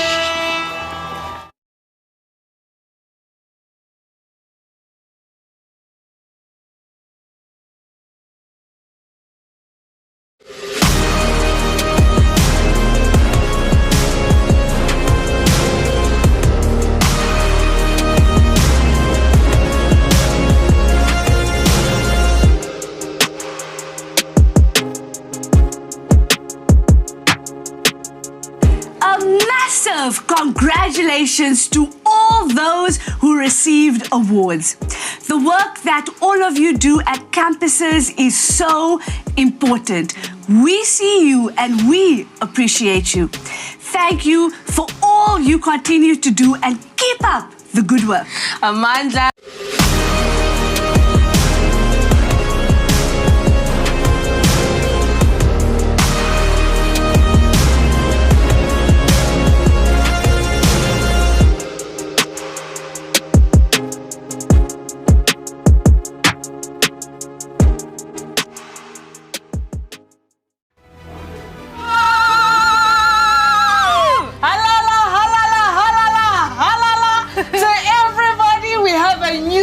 Elected federal executive. Yes! How exciting is that? Dilly ding! Dilly Congratulations! Guys, it's been incredibly exciting to see the race leading up to this moment. Hello, Dilly ding! Liam! Dilly! Dom, I'm over the moon. I'm ecstatic. I feel phenomenal. And I feel grateful. That's what I feel. That's what I feel. Albert, come say hi, man. Come say hi. Come get it! Yeah. No, Liam, obviously, people have voted for you. People have faith in you, and we're really excited. What do you have to say to your constituents officially as the federal leader of the Democratic Alliance Student Organization? I'll say this much, right? I don't take this for granted. There's not a moment that I will ever take this for granted, because this is something that I acknowledge. I acknowledge the seriousness that this position brings. I acknowledge the seriousness within the context of our country that this brings, and I acknowledge the mission that we have as an organization to establish and create the most vibrant, relevant, and active students organization in this country. And I will dedicate every single hour of my being towards this as far as possible. I'm ecstatic.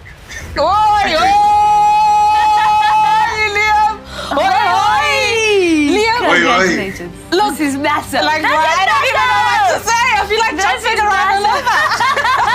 It's speechlessness. Yeah, but like, look, there's the bottom line is that we have 2024 coming up. Yes. And before that 2024, we have campuses that we need to reignite. You need to have that vibrance and that activism. What does that look like for you as leader? Yeah, what's your plan, Liam?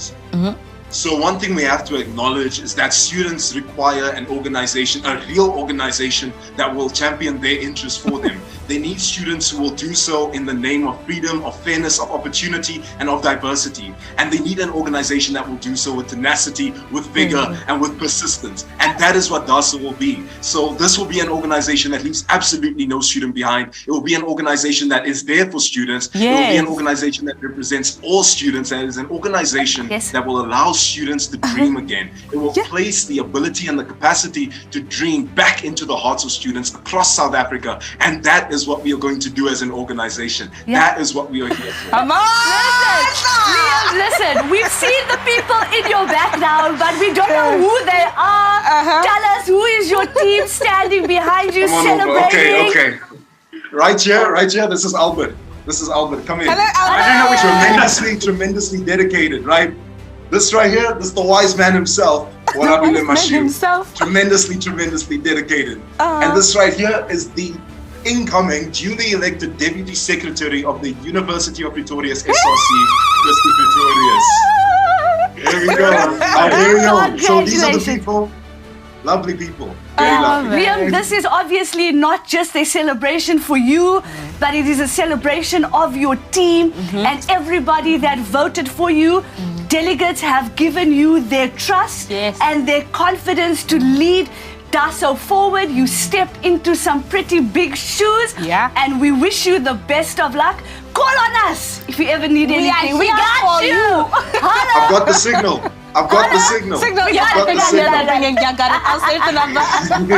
But look, most importantly, again, Nazli, this is not, it's a win for DASO. Yes. We finally have a Congress that has ushered us new blood, exciting leadership that has a lot to offer for students. And so just parting shots, Liam, closing final dilly dong session. I have to, I'm a man of gratitude. I am a freedom-loving, fairness-loving, peace-loving, God-fearing individual. So I have to say my thanks, I have to extend my thanks wherever they go. So I have to say thank you to everyone who ensured that this Congress is a success. That includes staff, that includes just about every individual who had a hand in ensuring that this is successful. I need to thank the outgoing federal leader, Yusuf Kassim, for his remarkable contribution, the remarkable foundation that he's laid for this organization. And I also need to thank Clement and congratulate Clement on a well-run and a clean campaign. I'm tremendously proud of you, my brother. You did well, you pushed, and it is what it is, but I'm very proud of you. And I'd also like to thank my team. I need to thank Luvo, I need to thank Tammy, I need to thank Mikhail, I need to thank Nicholas, I need to thank these three behind me, and I need to thank just about everyone for the continuous support and counsel that was offered to me throughout this campaign. I need to thank my friends, I need to thank my family, I need to thank my parents, and finally I need to thank my Heavenly Father. So I'm tremendously grateful like I'm sitting here. This organization is in the best possible hands that it could be, and we're going to take it to the moon. Look, no doubt, we believe it. We believe in you, Liam. Bro, I'm getting goosebumps, Leslie, just like this is hearing crazy. you. Like, this is so exciting. Oh man, okay, so we're now going to hear from our newly elected federal chairperson. Leonard is going to literally be steering the ship moving forward. And we're waiting forward. Hello, chairperson!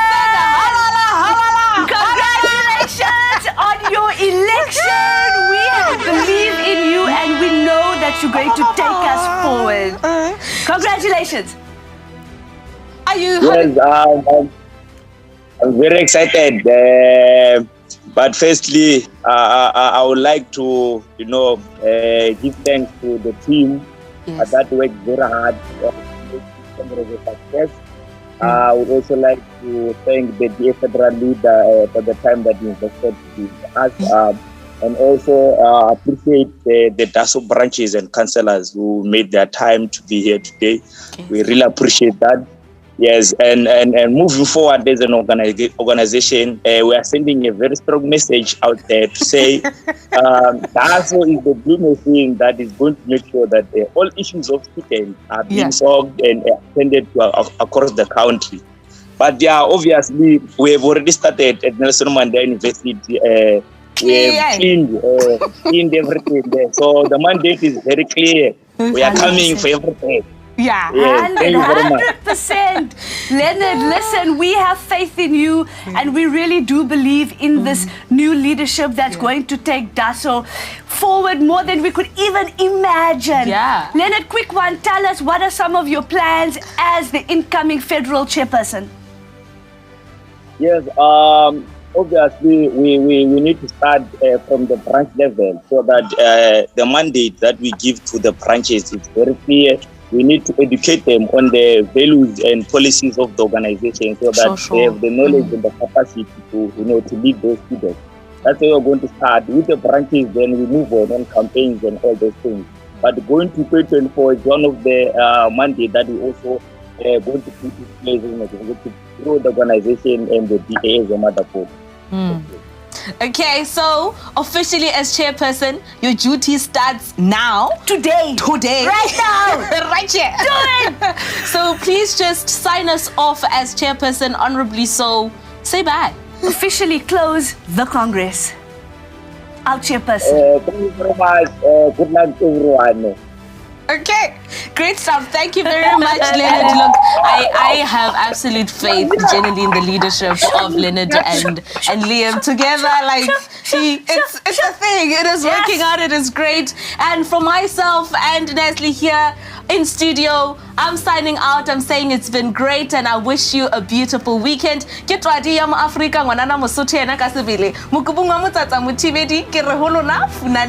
And from me, thank you so much for joining us. Signing out, sharp and away. Adios.